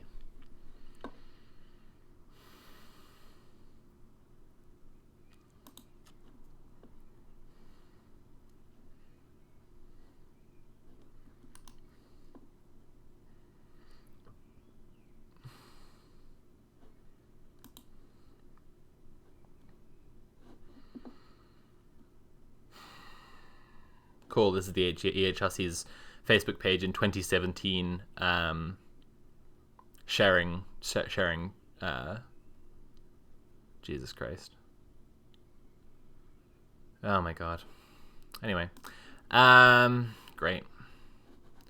I have to assume it's strategy and police for Wales. It can't be strategy, police, and Wales. That's what? All right. Anyway. Right. The other organizations invited were Stonewall, Europe's largest LGBTQ charity, and Williams Fair Play for Women. No other groups were invited to participate. Apologies to email you out of the blue. Someone from the EHRC wrote to the LGB Alliance. The sender's name was redacted. I have a time-limited request which I wondered if you would be able to help with. They continued, I know you've been in contact with colleagues at the Commission and will soon be meeting with Melanie Field. She has asked me to contact you to inquire whether you would be able to provide a short 3-minute video outlining LGB Alliance's main policy positions and why you think it is important to separate trans and LGB issues for us to share with our board at tomorrow's session. Field then sent an email thanking the founders of LGB Alliance. I'm really keen that our board gets a balanced picture of the different issues being raised in this debate. Scum, scum, scum, scum, scum, scum, scum, scum, scum, scum, scum, scum, scum, absolute scum, scum. In the video produced by LGB Alliance, seen by Vice World News, the founders of the organization called Transitioning horrifying. Once again, transitioning is the single best thing I've ever done, and no amount of turf lies, propaganda, scum behavior, media, torture will ever make that untrue. None of that will ever make that untrue. Fuck you, scum. Your souls are tiny and your hearts are closed, and eventually you will choke. And we'll still be here, being our beautiful selves, and that's exactly what you deserve. In the video produced by LGBT Alliance, it calls transitioning horrifying, adding it leads to a life of infertility, loss of sexual feeling, continuous medication, and appalling surgery. Firstly, all the irreversible changes that trans people go through are things we are positively excited to be experiencing because they're irreversibly making us into ourselves. I am changing my body to be Sophie. And that's a good thing. That's what I want, because I'm Sophie. You scum. You evil, evil scum. Good lord. I am really trying to stay within Twitch terms of service at this point. There aren't words strong enough for what you fucking people deserve. And people, that's an inaccurate term, because you're just scum. Oh my goodness. Oh my goodness. Oh my goodness. And continuous medication. Doctors say that, you know, for every 10 or 20 years of your life, you should be expecting to take an extra medication, because that's just the state of modern medical science. We just, you know, people get older, they live longer lives, and with it, they take some pills, and that's fine. That's just fine. That's literally just fucking fine. That's just fine. Are people with glasses living an appalling life with horrifying changes to their body? No. Modern technology makes us able to overcome things which in the past would have been lifelong, unchangeable situations for people. It's a fuck you. We're so glad that we were not growing up with this kind of ethos in which we have today. Good lord. Fuck, I hate the LGB Alliance so much. Fucking scum. Fucking scum. Discussing how the NHS is carrying out medical experiments on children, They add, we don't need to go into much detail about that because Alistair Henderson on your board will be able to explain all about it. They continue, we represent thousands of lesbians, gay men, and bisexuals. Okay. No, you fucking don't. You lying, shitty, pathetic scum. No, you don't. No, you don't. No, you don't.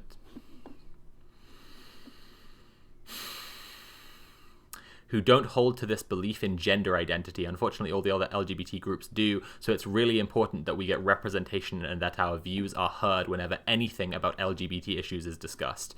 It's really important that we get representation and that our views are heard whenever anything about LGBT issues is being discussed. Can I cycle around again for 1 second and talk about cis allies who use their platforms to like engage in this stuff as like, damn, look how fucked up it is in the UK, oh shit, damn, and then, you know, either platform people that trans people are constantly saying actually that person's a fucking shitter, stop it, or they go and like they engage in the trans debate themselves. Can I just say, leftist content creators, do fucking better, actually. Actually, just do fucking better. It's not even hard. It's not even fucking hard when people like this are making it so clear what they want. When they say it's really important we get representation so our views are heard whenever anything about LGBT issues is discussed. Bigots like this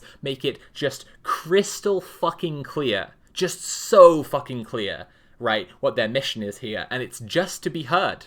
They just want to be heard and part of the discussion so they can further their bigotry. And I just want to say that if you're a cis ally leftist creator whose entire fucking reporting, right, is to just go, whoop, well, looks like something bad's happening in the UK. That sucks. Anyway, Bernie said this thing this week. Fuck off. Just fuck off. Literally, fuck off. And debaters who bring on fucking bigots to talk to,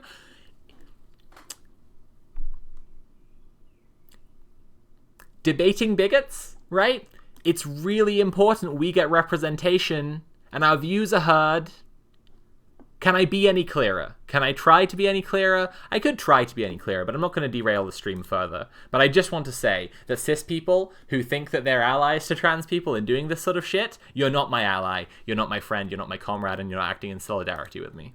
3 months after the board hearing, the board briefing, the EHRC controversially removed itself from Stonewall's Diversity Champions program, a corporate diversity scheme which helps organizations to support their LGBTQ employees. This is what I was talking about earlier.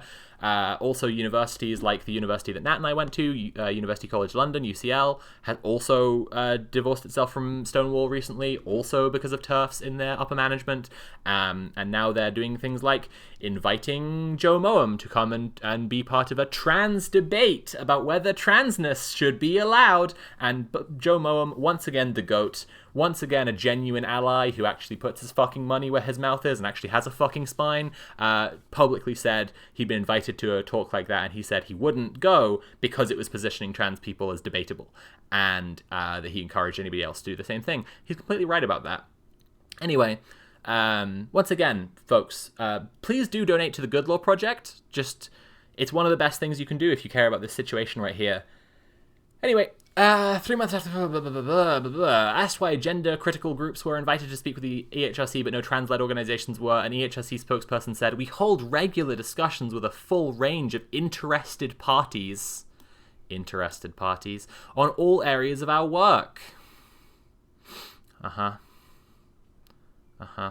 Just over a year ago, Faulkner's predecessor at the EHRC chair said, David Isaacs warned that the equality watchdog was being used as a political tool. His criticism came after Truss announced EHRC's new chair and commissioners who would drive her agenda forward and challenge dangerous groupthink. In an interview with the UK's Guardian newspaper, Isaacs said, "My view is that an independent regulator shouldn't be in a position where the governments of the day can actually influence the appointments of that body to support a particular ideology. The UK's biggest trans and LGBTQ organisations have repeatedly called out their frustration and disappointment at the EHRC's failure to protect LGBTQ people's rights, and trans people's rights specifically." Thank you. In May 2021, leaders from 40 leading LGBTQ charities signed a public letter stating the EHRC has driven forward very little for our communities in recent years. We are frustrated that you chose to intervene in a case to say that so-called gender-critical beliefs should be a protected philosophical belief. They ended the letter with, "It's time to step up." However, the EHRC has become significantly more critical of LGBTQ rights since then. In response to last week's EHRC statements on LGBTQ rights, LGBTQ charities and organizations have been publicly questioning how the EHRC can continue to operate. Liberty, a human rights campaign group, said the EHRC's status as a national human rights institution needs to be reviewed. Yes. Stonewall echoed this, saying the EHRC betrayed LGBTQ people. An EHRC spokesperson said, "We are an independent statutory body with specific responsibility to ensure equality across the 9 protected characteristics of age, disability, gender reassignment, marriage, and civil partnership." So they're really sticking very closely to this, gender reassignment as the protected characteristic, which doesn't make sense, actually, to be clear about this. Like, gender reassignment isn't a characteristic. Okay. Marriage and civil partnership, pregnancy and maternity, race, religion and belief, sex and sexual orientation. Wow. Sometimes this means balancing rights, and we understand that this issue in particular evokes strong views. As we have said, the current polarized debate is causing much harm and distress to people on all sides. Everyone's concerns should be discussed and addressed carefully, openly, and with respect to avoid further damage and division. Okay, I'm going to catch up with chat again. Hopefully we just have the one thing to go into after this, which is this thing about, which I think is this thing about conversion therapy. It's a pretty short one. Okay, what's up, chat? How's it going? Debate suggests that both arguments are equally valid. It suggests that both arguments are equally worth entertaining, at least. And you know, the idea being that you will reach some kind of consensus. But if you're saying I want to reach some kind of consensus with a fascist, with a bigot, right?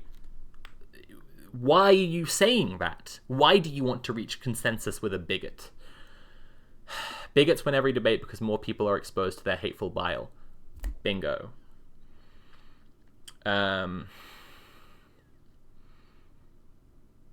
Fascists are very interested in the work of TERFs. Yes, they are. That's entirely true. They're using transphobia as a big recruitment tool.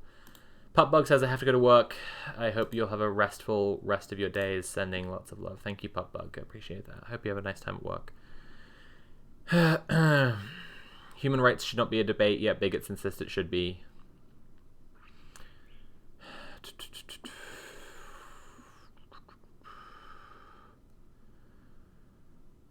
Oh my goodness.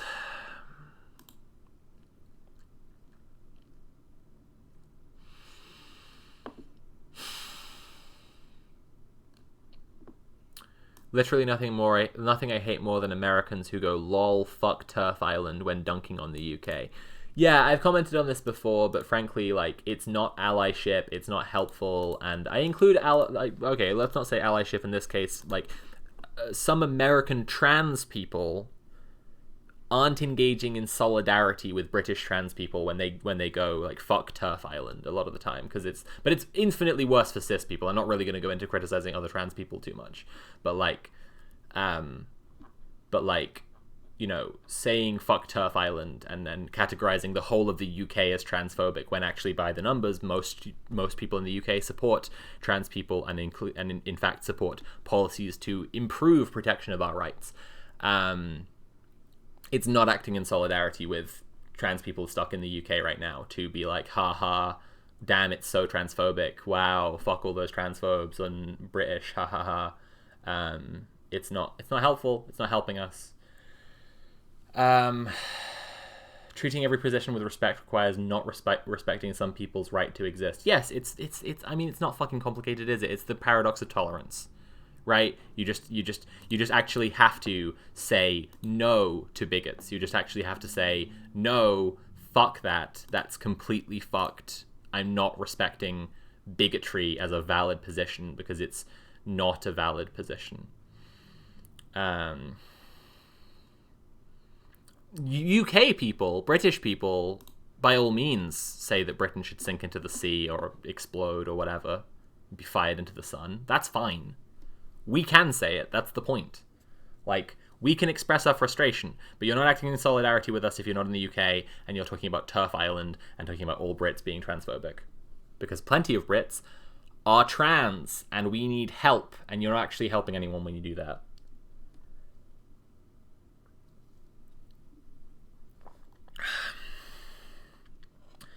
That's the thing that blows my mind. Public polls show support, but the media and above class are just hammering it. Right.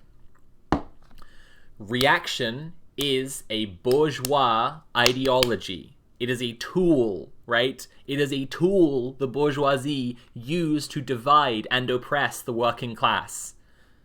Obviously. It's fucking obvious. And if there's anyone in this fucking day and age who thinks that reaction comes out of the working class with no input from the bourgeoisie, Jesus fucking Christ, grow up. Reaction is implemented as a tool, or it sets in when you destroy the left and remove people's avenues for solidarity and community. Only leftism can combat reaction truly, and trying to pretend otherwise, trying to fight it with liberalism, trying to fight it with centrism is never going to work. Because fundamentally you need an ideology of class-based solidarity to fight reaction, and all other ideologies are not going to provide that. That said, I also need to point out, reaching out to bigots and letting them keep being bigots while providing them class-based class-based analysis ideologies, right? That's how you get massive Strasserite movements that are incredibly dangerous. Don't do that either. You have to be fighting reaction with leftism, not propping up reaction with leftism. Caleb Morpin is what I'm talking about. Caleb. Hello, Caleb. Fuck you.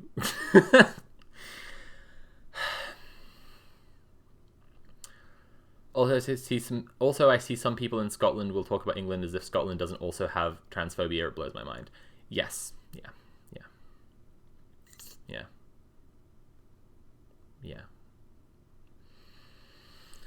Right. Should we read this final thing and we'll chat about stuff and then we'll wrap up? I hope people are okay. Like I say, the main thing we're here talking about today, it's not likely to come in. It's not legal. It's not enforceable. I don't want people to panic too much. But it is also a red line, and it is also a place where people like me are drawing a line and saying I have to flee this country. And I want cis people to understand from this and take from this that people are trying to flee the country because of how scary this shit is. And I want trans people to take from this that these plans aren't going to come into effect, at least right now.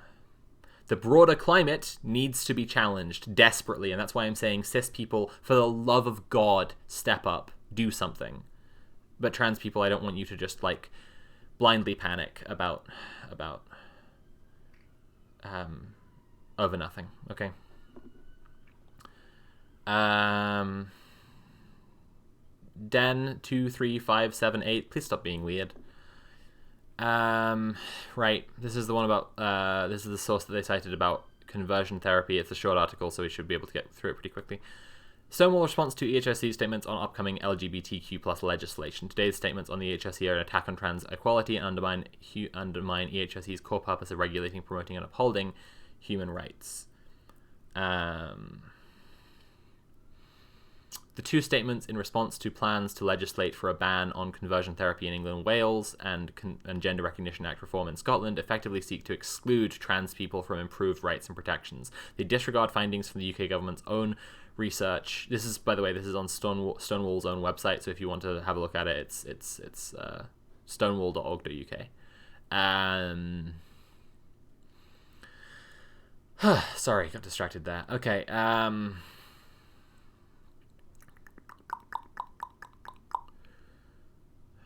In these statements, the EHRC is calling for further delays to legislation that our communities have been waiting on for many years. In both cases, the UK government and Scottish government have given ample opportunity for consultation. And so, we urge both the Prime Minister of Great Britain and Northern Ireland and First Minister of Scotland to continue showing leadership to recognise, protect trans people and to progress rights for our communities by supporting these key pieces of legislation. We are deeply troubled by the approach that the EHRC is taking to trans people's human rights. Their approach appears to focus on pleasing a noisy minority of anti-trans activists rather than promoting human rights for all LGBTQ+ people. The EHRC has a statutory duty to enforce the Equality Act 2010 and protect equality and human rights across all 9 protected characteristics, including sexual orientation and gender reassignment. Stop fucking saying that, guys. Just fucking grow up. Goddamn. Fuck. Sorry. Okay.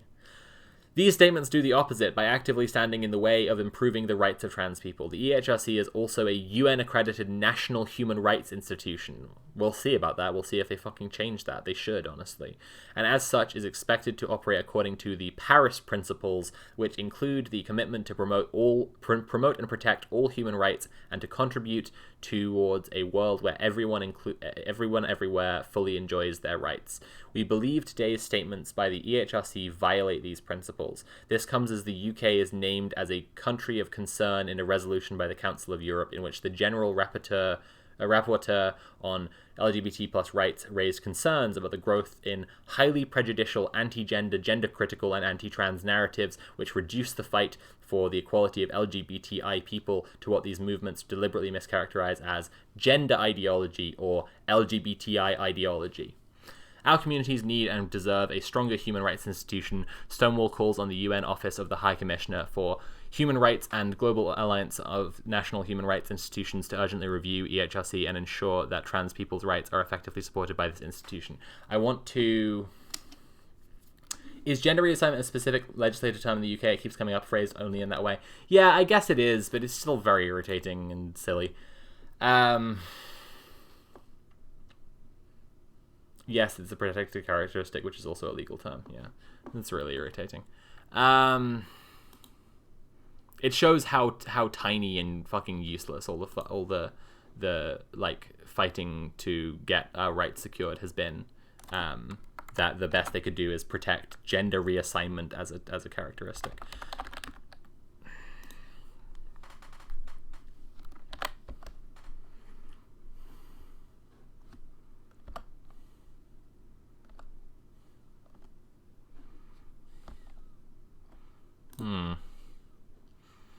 I'm trying to find a source on. I'm trying to find any more links they've got on the conversion therapy thing.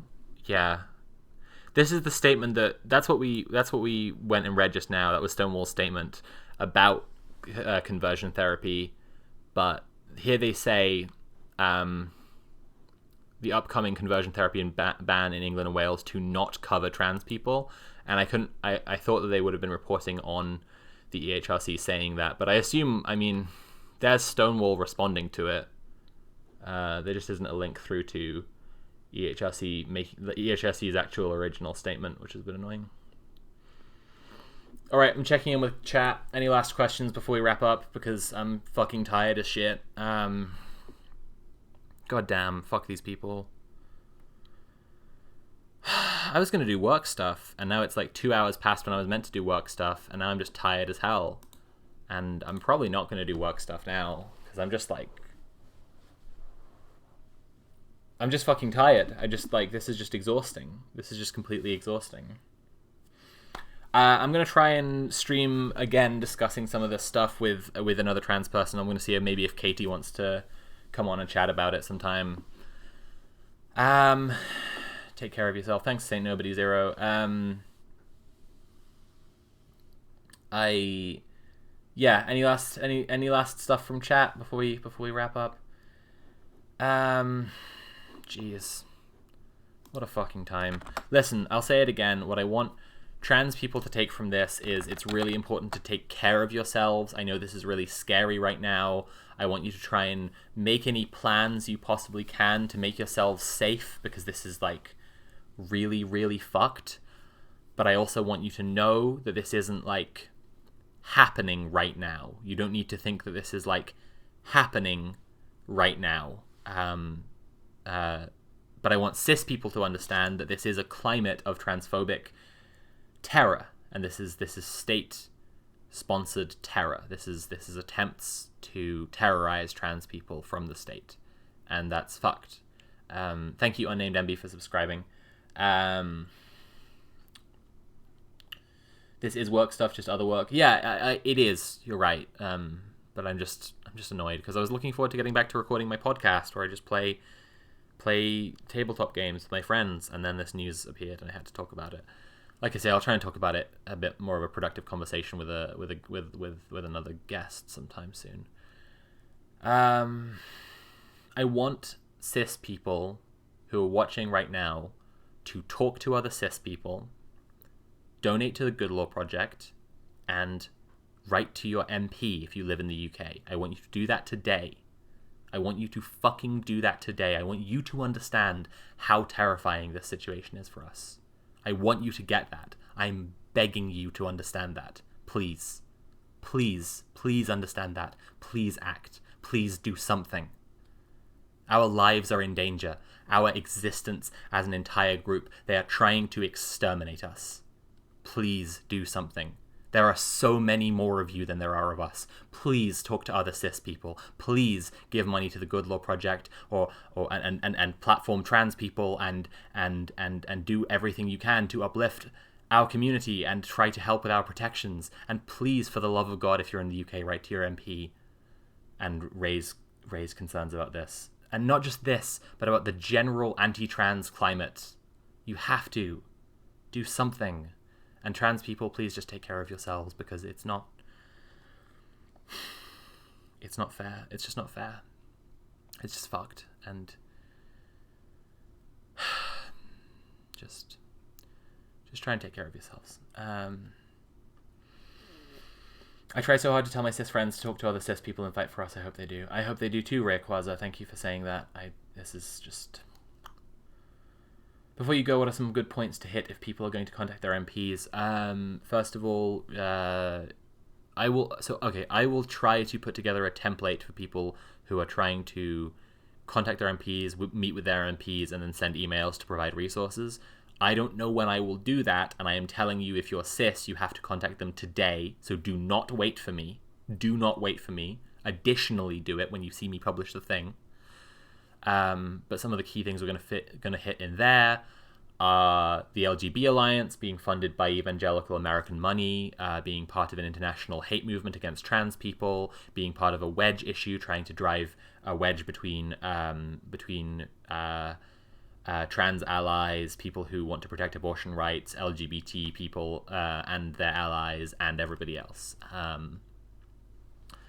That's a key one to hit for the UK, because the LGBT Alliance has charity status here right now. And one of the biggest things that we could push for in terms of actual political definite change in the near future would be if we could make them take the charity commission, the charity status away from LGBA.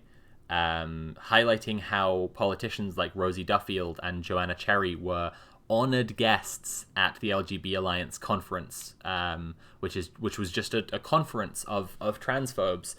Pointing to stuff like that is really worthwhile, although it's not pushing for a specific policy thing. It's just pointing out like how scary this climate is, where politicians who are meant to be our elected officials are having cis queer people quit their staff because of how anti-LGBT they're being, and they don't listen to any queer people, and they're being taken as honoured guests by TurfCon UK. Worth noting as well, if your MP does clinics, go to one and talk to them if you can. It counts for more in their eyes than a letter. That's completely right. Also, on a letter, remember to include your name, full address, and phone number so that your MP has a legal obligation to reply to you. They also will dismiss your letter if it doesn't have those things on them.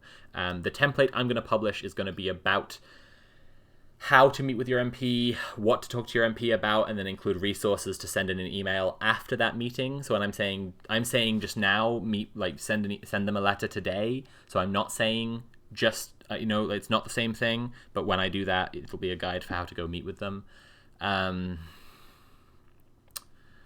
Yeah, but if they do clinics, Lorcan's right. Going and seeing them in person would be really helpful, and it would help them to see you as someone who is to be taken seriously. Nat and I went to meet our local MP, Neil Coyle, and I still haven't sent him the follow-up email with all the resources because I want to do that and also publish that as a guide for other people. And I've just been really busy and had a bunch of personal shit going on.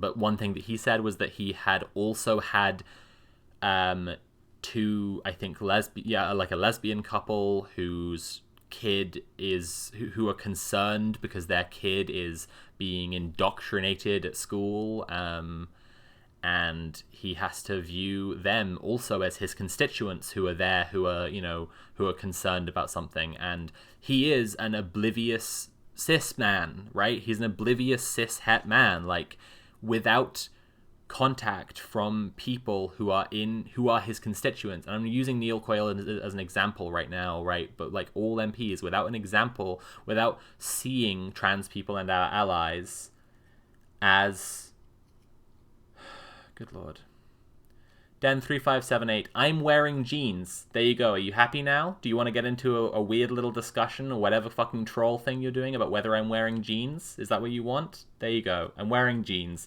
Why are you asking, man? Stop it. Stop being so weird.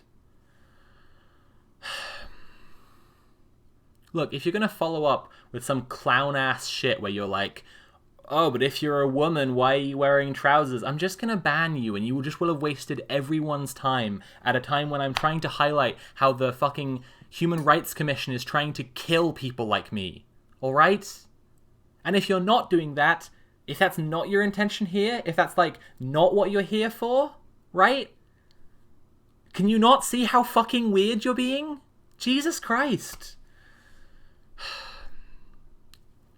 When we went to see our MP, he said that a lesbian couple had come in concerned that their kid is being indoctrinated into gender ideology, right? He'd already had a meeting with constituents from people who are acting, at least, like they're concerned, like legitimately concerned about trans people. So please understand that going and meeting with your MP is really seriously meaningful, because TERFs are good at organizing about this stuff, not because they're like such great organizers because they're so good at community and solidarity or any fucking shit like this, but because they are a driven, fucking psychotic, bigoted movement funded by American money, right, who have the time to throw into acting like there are more of them than there are.